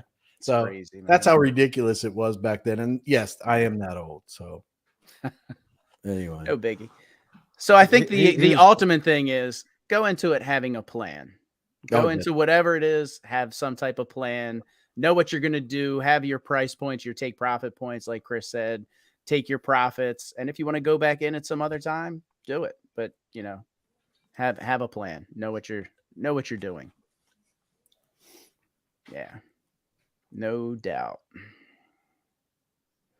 Definitely have a plan. There's so many comments, man. There's so yeah. People are going off in the chat. Sonny so guys, T. so we've been pretty negative, and I think we've talked a little bit of positive stuff. What else do you guys see as being positive coming out of this? Other than all right, the scam's been exposed. We got the forum where the team's listening to us. That's all positive. Yeah, that's all. What else do you guys see? What else positive, do you guys see in the positive? Well, the positive is just to kind of highlight and maybe take it a step further with the team listening to everybody is the positive is they didn't delete Discord and disappear. Right. You got them trying, they're scrambling, but they're trying to make this right. and they're creating forums to listen. That's a damn good positive, because they could easily be like, you know what, we had no control, we're done. We there's nothing we can we're do. packing it up. Sorry, Yeah, community. yeah. Brian screwed us all. They could put it all on Brian right now Yeah. and just roll out and say, "Peace, guys. Sorry," but they're not. I think that's a Yeah. positive. Yeah. That's a positive, and another positive is just the community itself, the entire community, those that have stuck around, that Mhm. haven't been banned, Right. they're listening. They're Which looking again, that's why I think they should start over. Yeah. Not to cut you off, but that's why I think agree. that they should start over, unban people, and start fresh. Yeah. 100%. Yeah, start over, start fresh, and I think that's a good step forward. Of course, unban everybody. They're asking questions. They're asking us what our suggestions are to take this thing forward, or take it to a successful launch. I think that's all positive. You know what? And I think if you go back to the very beginning, if it was like that at the very beginning, hey, look, community, what do y'all want to do? What are your ideas? These are the suggestions. If, let's say, none of that stuff happened with Brian Legend, now we are, let's say it's day 0 right now, and they're doing this right now, we would still have the same, I hope it works, I hope it's successful, honestly, because no one knows. No one knows. But at least now it seems as if they're wanting to give it back to the community that has believed in them. We are all the early investors in this blockchain, the small community that we are. So I think we should reap the most rewards, upon launch. I mean, that's just why you get in early in investments, high risk, high reward, right? But and back to the basics, give us back the taxes that everybody knows you talked about, unban everybody, continue to listen to us and do what you can to make it happen. But if they can address those concerns, I think that's an absolute win for the community. If it goes to 0, even after they take our everyone's input and they try it and it still goes to 0, at least we can say we tried. So you're saying it comes out, it launches, it's not very successful. So that's another question that I have for you guys. I would love to hear your thoughts, input. I've got a couple of questions I'd love to hear, and I'm sure the community would love to hear your thoughts on. I guess the other question that I have on that exact point, how do you feel this impacts projects coming to the blockchain? Because obviously that's not a positive, right? Yeah. People outside our bubble see, because we're the blockchain launches, we're still going to put property flex on Vulcan, no doubt. How do you think other people are going to react to the Vulcan blockchain being launched and putting a project on it? Or how are people going to react to property flex being on the Vulcan blockchain? Well, I think we already know to a degree. Yeah. Well, we've had some people reach out to us and said, hey, you need to get far away from the Vulcan. It's tainted, it's tarnished. And they're right. They're right. Apple's been tainted. I'm not comparing them to Apple, but I'm just saying every company has had some sort of baggage or history, scandal that they've come out of. Samsung, bro. Samsung. Yeah. So, and my point on that is that it doesn't mean it's dead. It's a DOA. I think if the team restructures, they reinvent, in a sense, I want to say, maybe even rebrand. There's a lot of things they need to do. I think there's still a possibility this thing does well, because there's two things here. One, we still have a strong community that wants us to be successful. That's a positive. Here's another positive, half glass full type thing, is even though we've been fooled to believe that everybody's looking at Vulcan, we've all heard it. Everybody's just so excited about Vulcan. No, just we were. Right. ¿Cómo estás? What did you say? I'm sorry. What? Bro, I don't speak Spanish. Well, you guys don't speak Spanish? I do. No, I don't actually. Hey, but look, low key. Follow over here getting smoked out. I see him. Oh yeah. He's always getting blazed, man. That's why he's so creative. Right, exactly. Quiet, huh? That's why Fowler's so creative, man. Man, that brain's going constantly all the time. Like, Fowler's got to have some type of So I will say this. Close it down, man. That's all it does. On another note, Fowler's coming up with some incredible ideas for his Gods of Gaming, and I can't wait until everybody gets to look at it, man. Fowler's coming up with some really good shit. Chris, you've seen it. I'm gonna blow you away. I showed Chris Cruz, man. I've only sent to him other than the person I dropped this idea on. And Chris hasn't really responded to it yet. So I was reading it, but I'm we a- went live. I was like, I'm gonna send it to you right now so you can All right, cool. have it. But it's done. I totally forgot that I was supposed to put in the team. The I core wonder team why chat. you forgot. Man, I came on here. Fucking started talking He's like- about Brian he's like, Legend. I'm did you send it? I'm You gonna send it sent to it like Chris 2 Cruz. Like, minutes what was after we started. I was like, Right. I just sent it. It's just I Yeah. really just got it back. So Mhm. I ain't got it out yet, but I'm sending it to y'all Yeah. right now. Yeah, and the last thing I'll say about the positivity that half glass full type of mentality approach to this is that even though the outside communities haven't been looking at what's going on, thank God they have not been, because Brian Legend's been in the midst of it. Now that he's out, hopefully, then there's a possibility. That's actually a good thing, because Mhm. if this thing launches after the cleanup and they fix things, then the outside communities go, wait, what just happened? Yeah, there's gonna be stains, there's gonna be stories, but those that are the serious investors that we hope to do their own research go, oh yeah, there was some shit that happened, but they fixed it. And But keep in mind, there was a yeah. lot of people that stayed out of Seifu Vulcan because Brian was attached to it. Yeah, 100%. You Yeah. know, so yeah, no doubt. So I think so. Back to the projects, and that was really kind of the question that you asked. What do you think? How do you think projects are going to react, or I guess there's two parts to that. As a project launching off of it as it stands, it doesn't look good. So yeah, that's a concern for us, obviously. And you and I and Milky and Crypto Legend. I mean, we've been looking at this, going, oh man, it can't be getting any worse. And then but there's always tomorrow. Brian wakes up and he has a damn shower, doesn't use soap, and it turns to shit. Anyways, I think moving forward, if they can actually fix this thing, I think for projects it could be positive. It could still do well. I don't know how well, but I think there's still hope. But this is the opportunity for this team to really just make the community whole, and that should be their focus right now. Not worried about launching a blockchain to reach the masses, because we're limping. We've got a broke leg right now. We need to heal. We need to heal the community that's holding this thing up the whole time. Yet then Brian Legend has single-handedly broke our legs of the community. We're sitting there hodling or hopping away, hopping on one leg. We need to heal, so that way when this thing launches, it launches off of a strong foundation. And I'm not saying it's going to be guaranteed, but at least we have a solid foundation.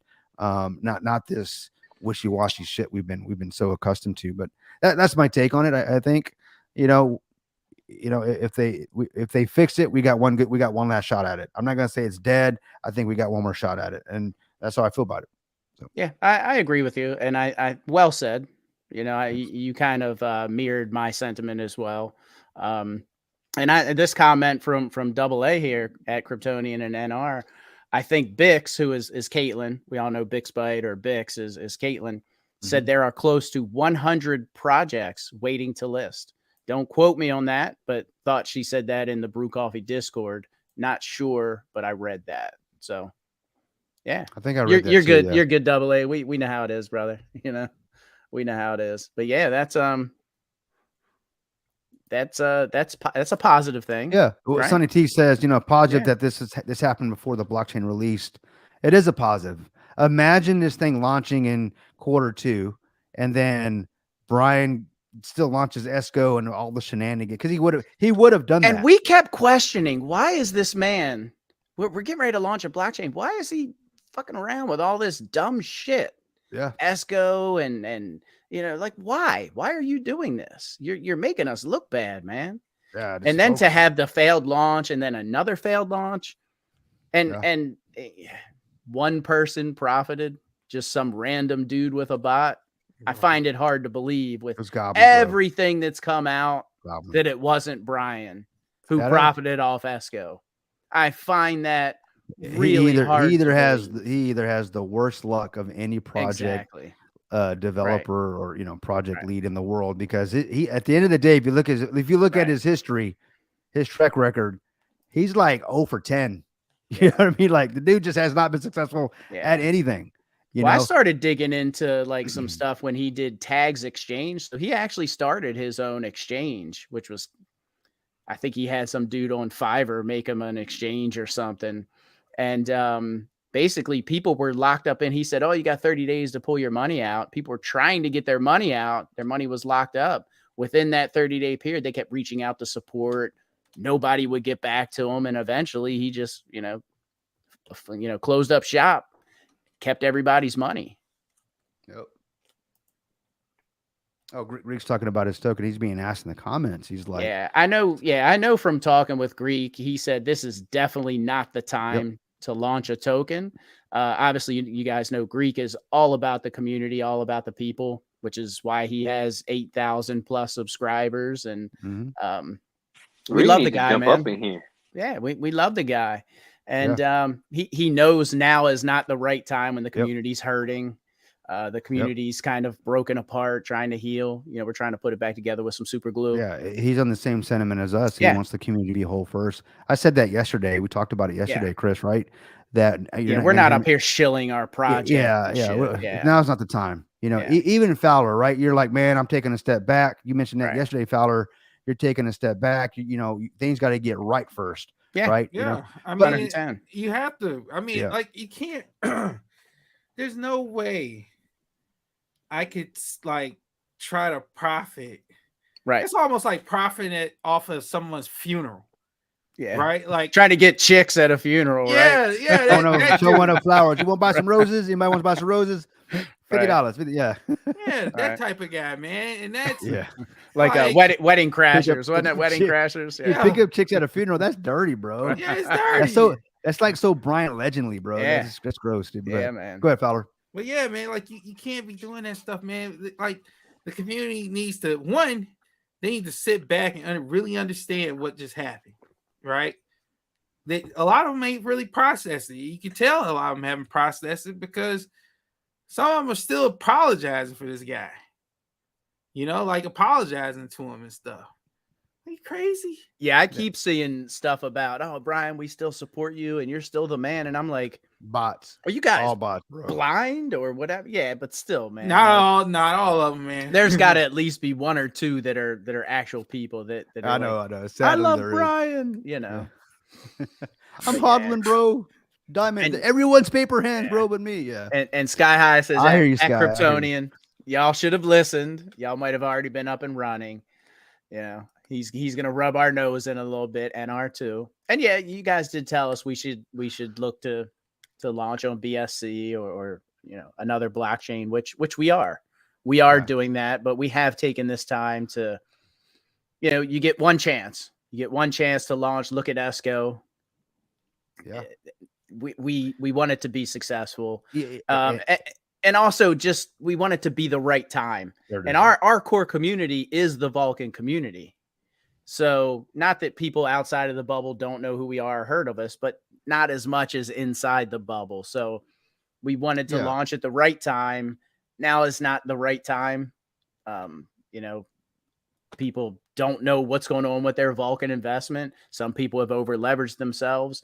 Just not a good time as a whole to launch to our core with Vulcan, ESCO 2, and Gooksy and all that. Yeah. So that's kind of the main reason, Sky. And it's also given us time to pivot and really look at this thing and come up with some killer ideas. And I think we've done just that. And I think it's made it, this time has made it even better than what we originally cooked up.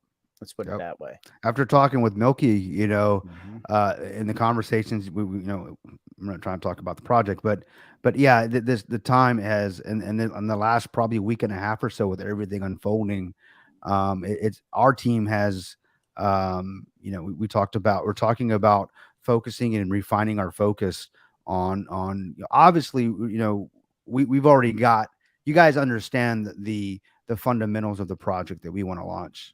But it is about timing, and not just timing in the market, really the timing with the community.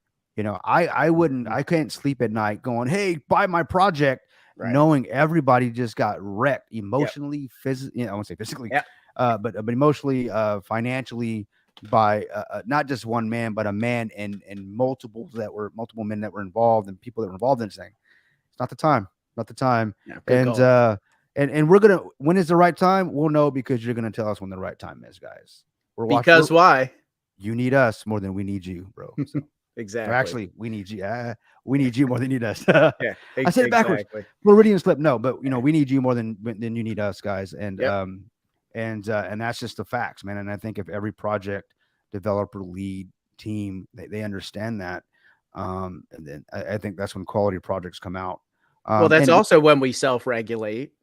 yeah, that's the when self-regulation. Yeah, that's when quality Yeah. projects come out. 110. yeah. Because we want longevity. And again, we're not trying to bring you.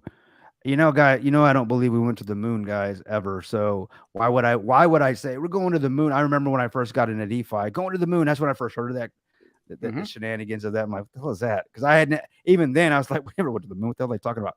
But I understand the metaphor, to the moon, skyrocketing to this, rockets to the sky, whatever. It's going to go up and up and up. I get that, everybody wants that, but that's not what we're trying to bring. I'm not trying to bring you fake trips to the moon. I'm trying to bring you cruises around the earth here. They're sustainable. It's just, they just happen. You know what I mean? Long term, guys. Long term. And Milky will probably kick me in the butt for this, but I'm going to tell you how committed to this Milky is we got a message earlier from him, and he was telling us that he's been not necessarily exiting his other businesses, but he is putting a big time focus on Property Flex to the point of he's doing just that. He's kind of tightening up and getting rid of some of his other businesses so he can put his main focus on Property Flex. I mean, he's trying to grow this thing into a giant because he really believes in it. He believes in us, his other team members, and he believes in the community, and he wants to do something special, and he feels this is the way to do it. I mean, this guy, I mean, you guys have seen and heard from Milky. The guy is, and we're not going to continue to chill our project or anything, but I just had to tell you guys that because he is making that commitment, and that's a big step. It's a big thing. The commitment's been there, right? Obviously, you guys know we're committed, but it really comes from all the stuff that's happened. Yep. And that's just it. Out of chaos comes order, right? And it's been chaos, guys, the last few weeks.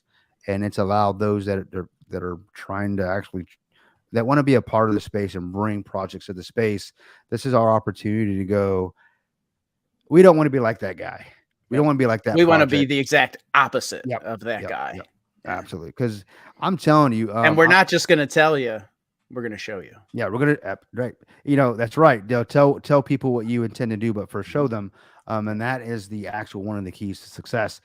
And the good thing is we actually empathize and can sympathize with you guys because we feel it too. We got freaking scammed too. It isn't like, oh, hey, we heard you guys got scammed. We're here to help you. No, we're like, nah, man. Out of this craziness, is actually going to be some good. Trust me, not just from us, but from other leaders that want to actually bring projects to the space, the community. Yeah. So just hold on, guys. This is something you can hold on to, and I'm talking about I said the hope, but not don't put your hope in me, but put your hope in the fact that crypto isn't going anywhere. All right. There will be some innovation and some good things that come out of it. You just as an individual, you just have to be ready for it, and that's where the onus comes, and the self-education, and as Compton said that, you're your own banker, your own ATM, and no one takes profit but you, right? I mean, anyways, so, and that's kind of what we're talking about tonight. Ultimately it's about self-responsibility, personal responsibility, and when to take profit, when not to take profit. And you should absolutely take profit, every step of the way, right? So I've asked everybody, at least the guys downstairs here. I got Compton and Fowler. I'm going to say you for last. Chris, I'm sorry, you got to go pee. Oh, because it's about you're about to get up. No, I was just adjusting myself to sitting here listening to you talk. Old guys sit on their nuts sometimes. You know how that happens. I've never done it, man, but it's coming. Oh shit, He's that gone. was funny, dude. He gone. quite Oh my okay. God. It's quite okay. It was worth it. It was worth it. It was worth. He's like, That was so funny. It All was right, worth if you're it. old, you know what he's talking about. Yeah. No, but all right, Chris. So buy, sell, or hodl, man. You kind of highlighted it, but I know I you're. thought that's what I answered earlier. Well, yeah, but I want you to really focus on. But you threw some good points in, right? You were interjecting in a bit, but and you did talk about crypto is not. You said crypto is not like ESCO is not the time to be hodling, right? So what about? No, I wouldn't. What I did was in ESCO, I had a small bag and I had planned on accumulating my swing trades there. But what ended up happening is I had a position, and I think Compton talked about that. And that position was never. I never saw that position come in, and that's where I was going to re-enter. And when I saw everything the way it was, I just got out. I was like, this is not the way the normal chart's working. So, yeah, I mean, that was the thing is what I do is in crypto, I've, I practice what I preach. I get my initial investment out as soon as possible, but I don't treat like day trading or swing trading in other securities like crypto, especially DeFi. So, I mean, I don't hold anything and accumulate anything that I haven't taken my profit yet. So, I mean, That's good to know. yeah, That's if good to you know. end up being in a position where you're not able to take profit and you keep getting promised the moon and everything, you probably just need to get out of it as soon as possible, because what ends up happening is you just it's that carrot in front of you and you keep chasing that carrot. You're just never going to get there. So, I mean, you got to get in a good time, and when it comes to crypto, it seems like my philosophy, and that's what came to me when I saw Seifu chart. And Forex is similar to that. And the same thing with all securities. It's like, no, well, not securities, but like, interest of trading items. You see a big red candle, and depending on market cap and everything like that, you want to look at that and see if that's something that you want to be involved in. And when I would see these big red candles, and then I'd look at the chart and I'd see these big green candles and everything, and I'm like, well, my first thing is this is obviously being manipulated, but what I'm going to look for is when I see a big red candle, I'm going to get in. When I see a big green candle, I don't care what the promises are of the future, I'm getting out. And then what I would do is and normally when I would do that in any kind of other thing is I would set my third bag would be my bag that I'm just going to accumulate in. And I would swing trade the other two bags or accounts or whatever, and then take my profits, put them over there for a little while, then start taking the profits, off ramp, I guess is what they call it in crypto. But that's what I would do. That's how I've been doing it. But within crypto, you got to be a lot faster about receiving your profits, and you have to take profits early and often. And in crypto, you have to do that. Don't mess around with that stuff. There's so many other things that you can invest in, or you can swing trade or day trade that you can actually have more control over. I think Forex is one of those things that years ago, it was like crypto, and you'd one day you'd wake up and you'd see these huge candles and you'd be like, what the heck happened? And it was like, President Bush, tripped or fell. And you were like, oh my God, that's what happened. I mean, it had nothing at all to That do would be with Biden. Biden. Yeah. Yeah, well, I mean, it I just couldn't goes get it back out a fast long enough. ways for Like me when it multiple comes times. to Forex, but Obama and stuff like got that. you. Obama had come out. So like, I remember at one time, like Obama would come out and it would seem like everything he said, even if it was just middle of the road, it would just go boom, boom, boom. Yeah, And it would be like, yeah. why are you so worried about what he's saying? And he wasn't out there going, the world's going to end. He was out there just saying, how you guys doing? And it was like, why is this chart moving so much? And then when I saw Seifu, I was like, wow, okay, you can see this a mile away. So you saw the pattern. and I didn't think much of it. I thought, okay, so the crypto it seems weird but the market cap's so low that you can manipulate a lot more. But I always used to, like Forex and stuff like that, where market makers would try to manipulate it, but they would manipulate it over a long period of time, and you could see how it was raising the price or whatever. And you could work against, not work against that, but work with them and take a little bit while they were taking a little bit. And you could work with it. But this was like one day there's no news of any kind that I would think of. And I wasn't heavily in the Discord and everything. I'd be like, what the hell is this big green candle for? I don't know. I'm taking my profits, And then you see a big red candle. You're like, I'm not sure what this is about, but I'm buying. So, so that I think with crypto, you got to be very smart about the fact, take profit quickly. And if you think about what he's saying, everybody can't be greedy. Yeah, think about what he's saying. You guys remember being involved. Like, so you have a very tenured, an experienced investor coming from Forex. He's seeing the greens and the reds, the candles up and down, and he's just emotion out, just taking profit, buying in, taking profit. And we as a community are going, hodl. Oh, Brian's got a partnership with this and pit partnership, because that's what he would do. Mm-hmm. I've got a partnership with BitKeep, or I got a partnership with the NBA. I mean, it was always something, right? And it would rise, and he would pump it, and then he would dump it. And the whole time we were following him, and we weren't following the charts. So this is where I'm getting from you, Chris, is that you're watching green buy, red, or I'm sorry, green sell, red buy in. Where we were waiting for some news. I remember anytime Brian was going to come out with something, people would rush to the Discord, and in Discord you can see where it shows someone's typing. People are waiting for his comment, and they're ready to either swap buy or something, because they know they're gonna try. Something's about to happen. Can we get something clear though? Sorry to cut you off. No, you're good. All these were fake ass partnerships. Yeah, I don't think any of them are real. Well, the sad part about this whole conversation is that you literally can pull up a Seifu chart, and you could probably tell where I bought and sold without looking at my wallet. I'm sure. Yeah, and that's really terrible, because like just from the conversations wallet we number had. 4. I wouldn't. I was never like that. What came was the fact that I used the 3 wallet system that I do, that one wallet. I mean, it's an account, and it's kind of hard to get the terms from Forex over. Why don't you use 7 wallets? Well, that would be probably, there would be something up with that. You're talking about, yeah. Mm-hmm. 7 wallets would be something that I would think that there is something. And if he's got 7, you can bet your ass he's got 10, 12, 15.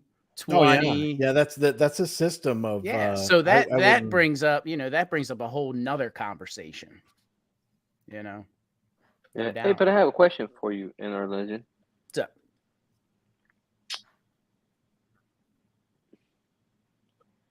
What made you change your name to Ella? Oh, wait, hold on. He must be on the moon, because there's a delay. I'm receiving all that chronic smoke from Father all the way over to Chicago. He's like, all you hear contact. He's getting contact. I got a question for you. And then I got stuck, right? Right. Hold on. Let me. What up, brother? So why did you decide, or have you? Well, let me get this clear. Let me just phrase it really good. You decided to call yourself NR Legend because when Brian said to change your name to Legend, right? Like, how many people would change their name to Legend? So I actually, believe it or not, and this is the truth, I'm writing a book, which is pretty much done. It's going through editing and actually is being made into an audio book as we speak. Hopefully I'll be dropping it sometime in August, September, as long as the guy who's actually doing the narration, because I'm not doing it myself and I couldn't get Curtheus. So he's been busy. So that was my author name, was NR Legend. So I just used it. It kind of made sense with Brian. So that's where that came from. I didn't change my name when Brian said anything. Like that was never a motivation or anything behind it. You already had it. You were already using it. I already kind of had that and then used it. And even Milky said to me, he's like, man, just having Legend in your name now just feels kind of dirty. And I'm like, I can't, like, I've already got this shit in print, to be honest. Like, I'm not changing it. Fuck him. You know, I'll make Legend great again. Let's put it that way. There you go. Like, yeah, fuck That's him. awesome. So, yeah. To answer your question. Yeah. Yeah. So that the wallets and all that kind of stuff, you know, like I was saying, Yeah. use 3, trade 2, hold and accumulate in the other. You know, once you're in profit and everything like that, you like That's the project smart. and everything. Hold and smart. accumulate, you know, get what you can and everything like that. But I definitely wouldn't be working with money that, you know, you got to get your profits. You got to get your profits, and you got to take it home, man. You got to pay electric bill. You got to go, you know, you take family to a nice dinner or something like that. You got to do something. You got to see tangible something in your hand, and that money can't come from one crypto project to another, because you're just running that carrot around, dude. You're in the rat race, and you're in that hamster wheel that you just keep going around and around. The money has to be off ramp. You got to pay your taxes. You got to enjoy it. You got to get something out of it. I mean, some of these people, we were talking about that in Fowler's earlier. Some of they bought in the first day, and they've been holding it forever, and it rebased it and then they went for so long, and then they thought they sacrificed the blockchain coming out that's been delayed. And I mean, some of them are, you know, I've been waiting on this forever. You know, I can understand the stress and, you know, what they go through and everything like that. I mean, I can understand it, but I've never dealt with that type of stuff, but they have. And those are the people that we all should be fighting for. Those are the people that we should be saying, putting at the front of everything that we do. We don't want to see the blockchain fail. We want to succeed, but we want that person that we're thinking about to be very successful and live that dream that they thought that they were going to. And we have that opportunity. Yeah, see your boy Brian Legend when he's coming back with Yon.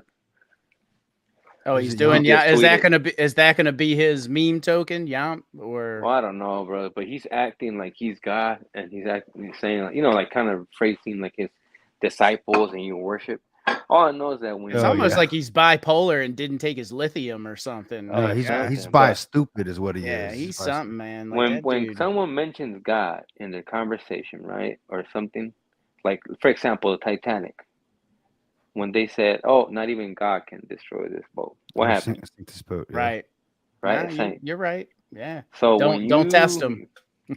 When you use God in a way you're not supposed to use His name in vain, watch out. Be careful. Yeah. That's right, brother. Dave, what's up, Dave? He goes, "What kind of conspiracies did I miss today, bro?" There's one that I haven't heard and even thought about yet, but Chris was talking about it earlier. That's when old guys are sitting on their nuts. Do you have any comments on that, Dave? You know, and then you had Odie Crypto. We got the Colonel here. Yeah. Then you had Odie guy. He was like, "Wait a minute, I'm O2." Yeah. Because yeah, but you're a ninja, bro. I doubt you sit on him, man. But no, we haven't really talked very many. He's breaking boards with his nuts. He's swinging them bitches around. Wow. Damn. Smack. Yeah, so awesome. Brian is trying to do did he actually come out and say he was doing Yomp again? Is that what he's doing? I don't know. I don't even follow. He needs to just give up, man. He really does. Have you guys seen that Brian K. Legend CEO, the guy that makes fun of Brian on Twitter? The who? It's Brian K. Legend CEO. Oh yeah, it's like a parody, like a parody. He's got the mascot and everything. Yeah. He's hilarious. First time I ever saw it, I was like, "What the hell is Brian saying?" I was like, dude. "Oh, it's yeah, dude, yeah." Brian, this is a message to you. You follow me on Twitter. I don't follow you. I mean, do yourself a favor and stop following me. That's funny. That is funny. So, guys, there was a comment earlier, and I think Chris had it on the screen for a while, or somebody did. And then a follow-up comment. It said something about how do you guys feel with Nacho being a developer on the team? And I was actually going to ask you guys, how do you feel, and especially you, Kryptonian, because I know you've had some one-on-ones with Jason. How do you guys feel with him being a tight friend with Brian? How do you guys feel about that? How do you think that impacts us moving forward? Do you think Jason does the right thing? You know, what is your gut feeling, your personal feelings? What What, Well, what- I would say with both Nacho and Jason. I've never talked to Nacho, so I can't really comment on him. I've never actually got a chance to kind of gauge his character, his personality, have a conversation with him. I actually have a dialogue because NR and Chris, Mhm. and and those that are actually that are in any sort of sales or anything like that. It's a people business, right? So it's a psychology of conversations, and you give information and they give it back. So it's all about fact gathering, right? That's how you bring someone to a close. But anyways, so with that being said, having conversations with Jason, there were great conversations. In any of my conversations, cannot for the life of me have a bone in my body that says the guy was lying to me. He was dishonest. I really truly feel that he meant what he said, that he wants it's a 20-year blockchain. He's working his ass off, as him and the team. And he was very adamant about, that what Brian is doing is Brian. And he's talking about the ESCO. Those probably that's not Vulcan. That has nothing to do with Vulcan. So I believe him, and with the stuff coming out, time will tell. Time is running out. But so that's how I feel about it. Belief, enemy of knowing. I believe that because of how I feel. But one thing I learned about feelings is this: the problem with gut feelings, anything in the gut ends up in the toilet. All right. At the end of the day, I know it's graphic, guys. So I try not to follow gut feelings without some sort of facts, and the facts are based on what I've been able to do as an individual to gather those facts. I've had conversations with the guy. So back to the point is, well, if he's best friends with Brian, 5 years, 8 years, 8 days, whatever. Okay. He still has an opportunity to do the right thing. All right. I'm talking about plan B. Mhm. He still has the opportunity. If he's in bed, metaphorically with Brian Legend on all this, and he knows about all this stuff, and he's been complicit, and I know it's easy to say, well, if you knew it was happening and you didn't say anything, you're complicit. Well, we don't know why he didn't say anything. And my point is, wait for all the facts to come out. Come on, let's just be. If you're in court, and they're throwing all these things at you, let's wait for everything to come out. We don't have the whole story. So I'm going to say, based on what I know, I don't know anything other than it doesn't look good for you right now, kid. So, kid, or Jason, I would say you still have an opportunity to do the right thing, make the right choice, and completely separate yourself from the shenanigans. Because if Brian truly believes that he's done nothing wrong according to the letter of the law, and even if the law says, well, technically he's done nothing wrong, but he knows he's been using that, they can't touch me because it isn't in law yet. It hasn't been written yet. But morally, ethically, he still took advantage of the community. Yeah, exactly. Manipulated. You're doing it. That's where Brian's wrong at the end of the day. The law of man is not the law of if you believe in God or not. It's completely different at the end of the day, in my opinion. Yeah. And then if you don't believe in God, you better believe in karma, because she's a bitch and she comes a knocking. But so the last point I'll make is, Plan B still has a choice, and I don't think he's made that. I don't think he's come out and made the choice yet. I think he's working on it. I think he's still doing his investigation. Because respectfully, to those that want him to come out and just say something, or those that want him that don't want to say anything, he's going to say something, I believe. I don't know, but I believe he is. I feel that he is. Take that for what it's worth. But I think he's just wants to say the right thing, because whatever he says, that's it. That's it. And they're going to hold him to it. So that's why he's super careful. He's always been he's always been very slow to speak, quick to listen. And let's just be real. He hasn't been out there in the discourse and, acting all emotional and all this stuff. So I hope he does the right thing. And for me, the right thing is to completely separate himself from Brian Legend by a million feet, man. Yeah. And there is still the fact that he did right by Dave. Yeah. Right. Yeah. As soon as he heard about that, we don't know if it's as soon as he heard about it, but according to him, as soon as he found out that Brian didn't make things right with Dave, he went ahead and did the right thing. So I think that's a positive. That's a check in the favorable box for Jason. But yeah, it's tough. And if you see this comment here, Jason needs to make a strong statement on BL, because BL said yesterday in the Brew server they're still friends and no reason not to be. I know if my friend put me in that type of position, even like you said, not even if to the letter of the law, it's he's still okay, and he's, which I don't think he is, but even if you put me in that position morally, ethically, knowing what you did to the community that you built and that trusted you, we wouldn't be friends anymore. Just like there's certain other people I wouldn't have in my circle. It's just, we wouldn't be cool anymore. So he put Jason in a position, and Jason's got to decide what's more important. And it's tough. It's pretty shitty to do to somebody, actually, and just speaks on Brian's narcissism. Mm-hmm. You guys had It's a chance to see this very tweet. shitty. Do we have to read it or anything? I just want everybody to be aware. Oh God, I'll Yeah. read it. I'll read it. Yeah, go ahead. guys, just imagine me with this crazy ass Keep going, sunglasses on. Kryptonian. You Guys, sound like him. Guys, the sacrifice of it says, guys, the sacrifice of the Genesis. Jesus, this guy's using words from script. I can't, man. It's the sacrifice of the Genesis upon us by worshiping the Yomp God through DeFi. God, dude. Brian, this is real talk, bro. Everybody just close your eyes. Okay, I'm gonna talk to Brian for a moment. Brian, bro, you need to go get some help, dude. You seriously have mental issues, bro. 100%, man. I don't think it's mental issues. I think he's doing this on purpose. Yeah, no, to me, it's mental. He's literally His mental insane. issues. Literally insane to believe that anybody is taking you serious. You've got 8 likes out of 42,000 subscribers, bro. Don't worry. Everybody knows you're Well, fake. look at the views, though. He's got 269 views, 8 likes, 2 retweets, and both those are probably. I'm just gonna go out and say it. All the views are from the Brew Discord and myself. Okay, I'm just gonna be honest. All right, we all saw it, bro, and we are laughing at your ass. But I want to bring up what Odie said here, and I appreciate the comment, Odie. Yeah, he's talking about his get rid of conversation. this, by the way. Yeah, that guy's a freaking joke, man. Yeah.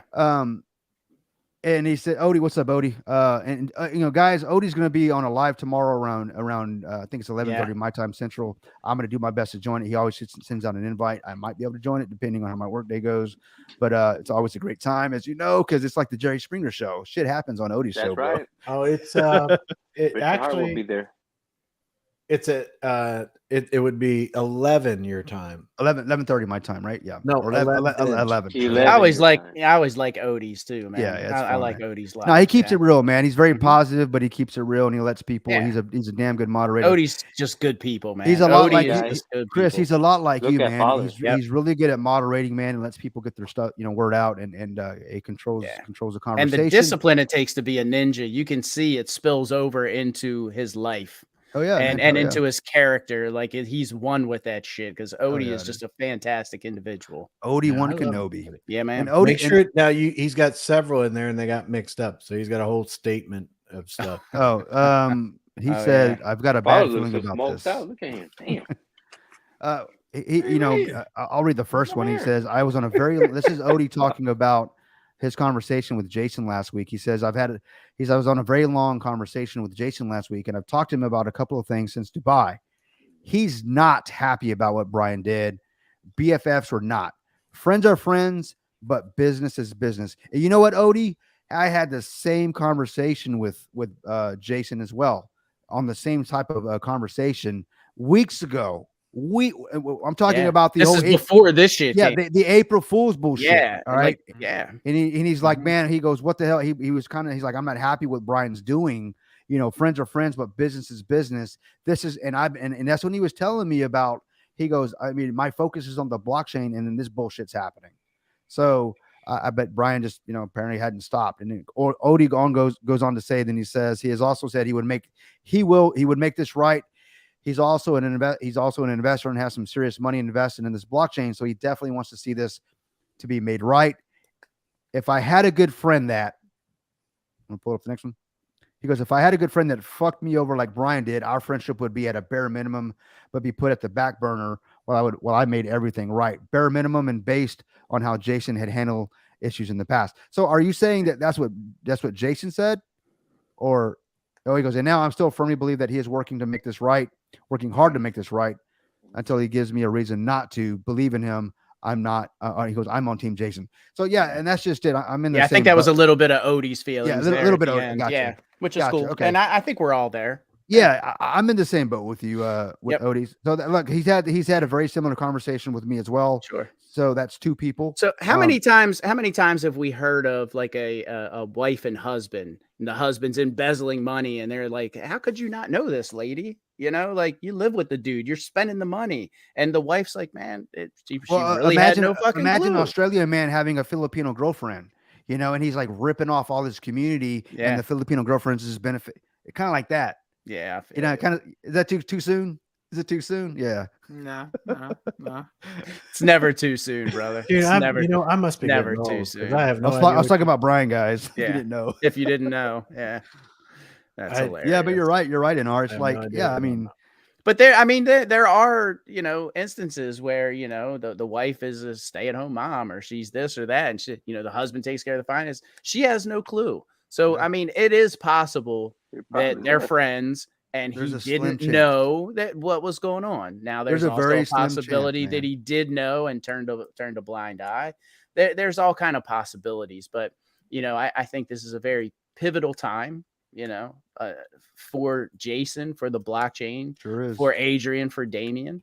They could, like I said before, they could take this and really skyrocket. There's been, and Kryptonian, I said this before, it from being in business. I've taken the shittiest situation where one of my guys had fucked a car up, and man. we made a lifelong customer out of it because of how we dealt with that situation and moved forward, how we made it right. And then, because we're human, we make mistakes, right? And it's all about how you handle it, how you deal with it. And they have an opportunity right now to do something great, to take this, get it launched, and do right by the community. And if they capitalize on that, this could be something very, very special. If they give the node holders the taxes back, because that's what we were sold on. That's what we forked over our money for. Not this horse shit, That's right. That's So, right. yeah. And I know there are many that want, Jason and the entire team dismantled. Let's give them the opportunity to make Yeah. this right. I agree. I think if anything, what else have we got to lose, guys? What do we got Yeah. to lose? Let's give them. So Let's knowing Brian had all of those wallets, is there fear that maybe he's got 20 wallets and I have that fear. and he'll dump on the community with some wallets that he didn't, Well, disclose, they have blacklisted or wallets, right? Yeah, but see, that's- Blue DeFi. But the ones right, that we but know the of. the ones that we wallets. know of, Yeah. you can guarantee you he's got others. he's got others, man. Yeah, It's got to no be somewhere. doubt. Yeah, just No because doubt. we're talking top 10. Just because It- Brood didn't find them yet, Yeah, it could be in the top 500, Right. top 1,000. he could have easily. one wallet that never touched any other wallet. That's not traceable. Hey, OBZ, he goes, I would Yeah. imagine that customers sing your praises everywhere he goes in our Oh yeah, 110%. I've gotten other customers because of that customer, bots. and it was a really They're all shitty bots. situation. It was a really bad situation. Yeah. And I've done that a handful of times. Yeah, I've had to do it a handful of times too, Yeah. and it is shitty. You're thinking, oh damn, this is the nail in the coffin. I got to deal with this. I've got a bullshit. cash flow problem. I'm having a hard time meeting payroll, and then this guy just royally just screws up everything. But I didn't. I pivoted, and I made have the half glass mentality, half glass full. But there is definitely opportunity in every situation. You just have to be able to Mhm. see it. Correct. And I think at the end of the day, I had to take the emotion out of it, Mhm. think logically. Yeah, man. There's nothing new under the sun, people. Nothing new under the sun. Once you realize that, of the millions or billions or whatever you believe, how long we've been on this planet, the human experience is not. I know we like to consider ourselves individuals. It's unique. No, my story has happened somewhere before, and in my opinion, someone has had a very similar upbringing that I have, and made the damn stupid choices and right choices that I have. I mean, there's only so much to do under under the sun, and daylight. My point is that there is a solution out there. Is my point.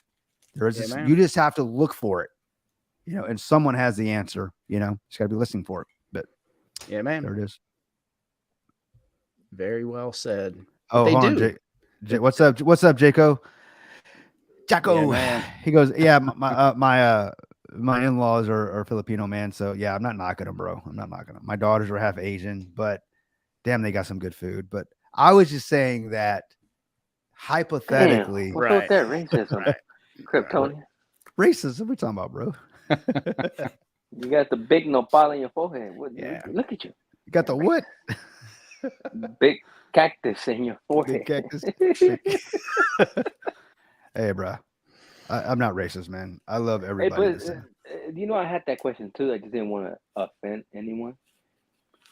Why do rich people like to date like those Filipino or people from like Bangkok? Like I have just Well, the lady boys or the real women? Because there's a difference. well, it could be a lady boy for Brian, so you never know. He loves spend time in Bangkok, so that's what he said. So, but I'm just saying, why does rich individuals? I do like to remember date? somebody in the community telling me they thought Brian liked to switch hit. Yeah. Yeah. That Bat from never both know. sides of the plate. Yeah. know Well, what I mean? he has a that's bunch of his purses in the personal choice. videos. Putt He from likes both sides of the green. He likes to get slapped with it, so maybe. Yeah. I don't know, man. I guess your question is, why do some like to go for? You're talking about the rich going in like to other countries, No, more like just dating. Like for example, when I saw Brian, I'm like, all right, he's gonna be dating an Australian woman. All of a sudden, I see like an Asian woman with him. I'm like, what? Well, I think right now, some of that comes down to Was it because culture. he ain't got no Personally, I mean, game? It's culture. Look, it's culture. Look, I've been married twice. I'm on my second marriage. My wife now is Hispanic, but my first wife was Asian or is Asian. She's still around. Is Asian, and it's a culture thing. It's a completely different culture, and they are an amazing. I'm gonna tell you what I learned from when I was married to my wife at that time. What I got from her family, it's this immigrant mentality, and I'm not talking about the immigrant mentality that you're shown on television. All coming across the border. I'm not talking about that. I'm talking about those that actually come over here legally. That's what I'm talking about. They actually want to do it right. That can, right? And they get in line and they pay the dues, they get in here, whatever the case is, or maybe they are refugees or whatever. They come over here, but my in-laws at the time came over here. It was a mother-in-law, a father-in-law, couldn't speak English, learned English, became American citizens within 10, 15 years to learn English. Started a bit. They had three kids here. They brought my wife at the time was one of them. Born here, the other two were not. They learned English, got their GED, started business, extremely successful.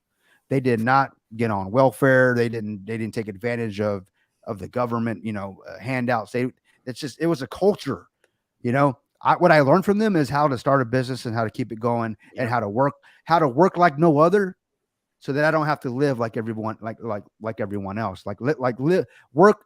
It's like work like no one else, so I don't have to live like everyone else, and or live like no one else, so I have to live like no one else. And what I mean by that is that I got that from that culture, so I have nothing bad to say about the Asian culture, at least, the ones that I spent half my life with, and that's my experience. They work, man. They're hardworking people, and not to say that none of other cultures are not, but man, they don't waste time. They don't waste. It got to a point where everybody's living in the shop. You know what I mean? In the donut shop, Sure. right? We had a donut shop. The kids would go there in the mornings. Everybody's there in the mornings. They were making donuts, selling donuts. I mean, it was a family thing, right? And then they got one shop, and then they opened up another shop, and then they opened up another shop. That family, that kid gets that shop. It's just taking care of the family, man. It's just amazing how quick it happened. And anyways, the point is that I learned from them that if you don't work, you don't eat at the end of the day. Anyways, that's my rant on that. So I have nothing bad to say about. So I think Dave and Jaco were saying that it's because Western women are ran through. That basically. That too. Wow. Basically, to sum it up, That too. that's Yeah. basically what they were saying. Now that's not all true. I mean, there's not all there's not the all of them. exception, but we know what you mean. It's It is. It's a culture thing. It could be that but he ain't got no game. You know. I mean, that's possible too. But he is a goofy looking mofo. Well, Well, no guys, game. I'm gonna call it a night. I What? appreciate you guys' Got to go time. ice them Captain gonads. Colonel? No. Listen, we've been on here for 2.5 hours. I don't know where we all suddenly Has it started been? doing like Jesus, 5-hour man. lives, man. Yeah, no, you're Yeah, right, Chris. you're It right. is It's time getting to kind call of it, late, bro. It's time brother. to call it. Yeah, Let's I guess. think You're you're right. onto something there. You're right, Chris. I think I got Yeah. everybody's answers regarding the buy sell hodl. I like it. Everybody got to throw their 2 cents in, and I appreciate that because I think everybody was kind of asking because they ask in our other lives, right? Oh Like, yeah. so what are you Sure. guys in? What are you guys doing? So I think the sentiment here is, guys, is take profit at the end of the day, and take Take the emotion. profit, have a plan. Have a plan. Take profit, Yeah. have a plan. Because me personally, I'm a gambler, so I like to gamble. I'm a degenerate. I'm a degen when it comes to crypto. Well, So that's what I was saying. will is go that in. Get your profit and have a yeah. bag that you can gamble with. And I'd Mhm. love to say that I do that every time, but I don't because No. I'm that degen. Yeah. So, but I do have a plan when I go in. I have, okay, this amount of money. If I'm going to lose, I have that. If I lose it, I can still eat. I can still keep the lights on and so I do have a plan, but sometimes I do degen like a true degenerate. Yeah, I mean, yeah. I just, But I never degen more than what Gamble. I'm willing to lose, right? Correct, It's like, correct. And that's me, just like Vulcan, with the nodes, I saw an opportunity. I think, I was thinking, damn, man, these things put out like this fucking calculator says, I'm gonna have my money back, like you said, man, in a few months, and this thing's gonna go on for 20 years. Hell, even if the volume slows down, I'm net positive with some passive income. yeah, because of the taxes that you're getting Yeah. a piece of that we all know. No doubt, man. Yeah. No So, doubt. But so yeah, have a plan, take profit. I like Chris. We appreciate you sharing your trading strategy with the 3 wallets. I think people learned a lot listening to you tonight. It's So irrational. thank you for that. Definitely, man. So thank you for sharing that. We're looking forward to seeing Confirmant and how he does his TA. That should be yeah. interesting. The conference good, man. Yeah. Don't discount Yeah, him. I know Con's on that point. he Yeah. had it tough with being a part of SafeHaven. And honestly, Yeah. to tell you the truth, he could. And I he don't caught think- hell for that too. How do you do Oh, he did. TA on a rebasing token? And Right. you Well, know, that's something that has, Yeah. that's so manipulated that, mhm. all of them are manipulated, but that was like drastic, ups and No downs. doubt. Market cap, really. No doubt.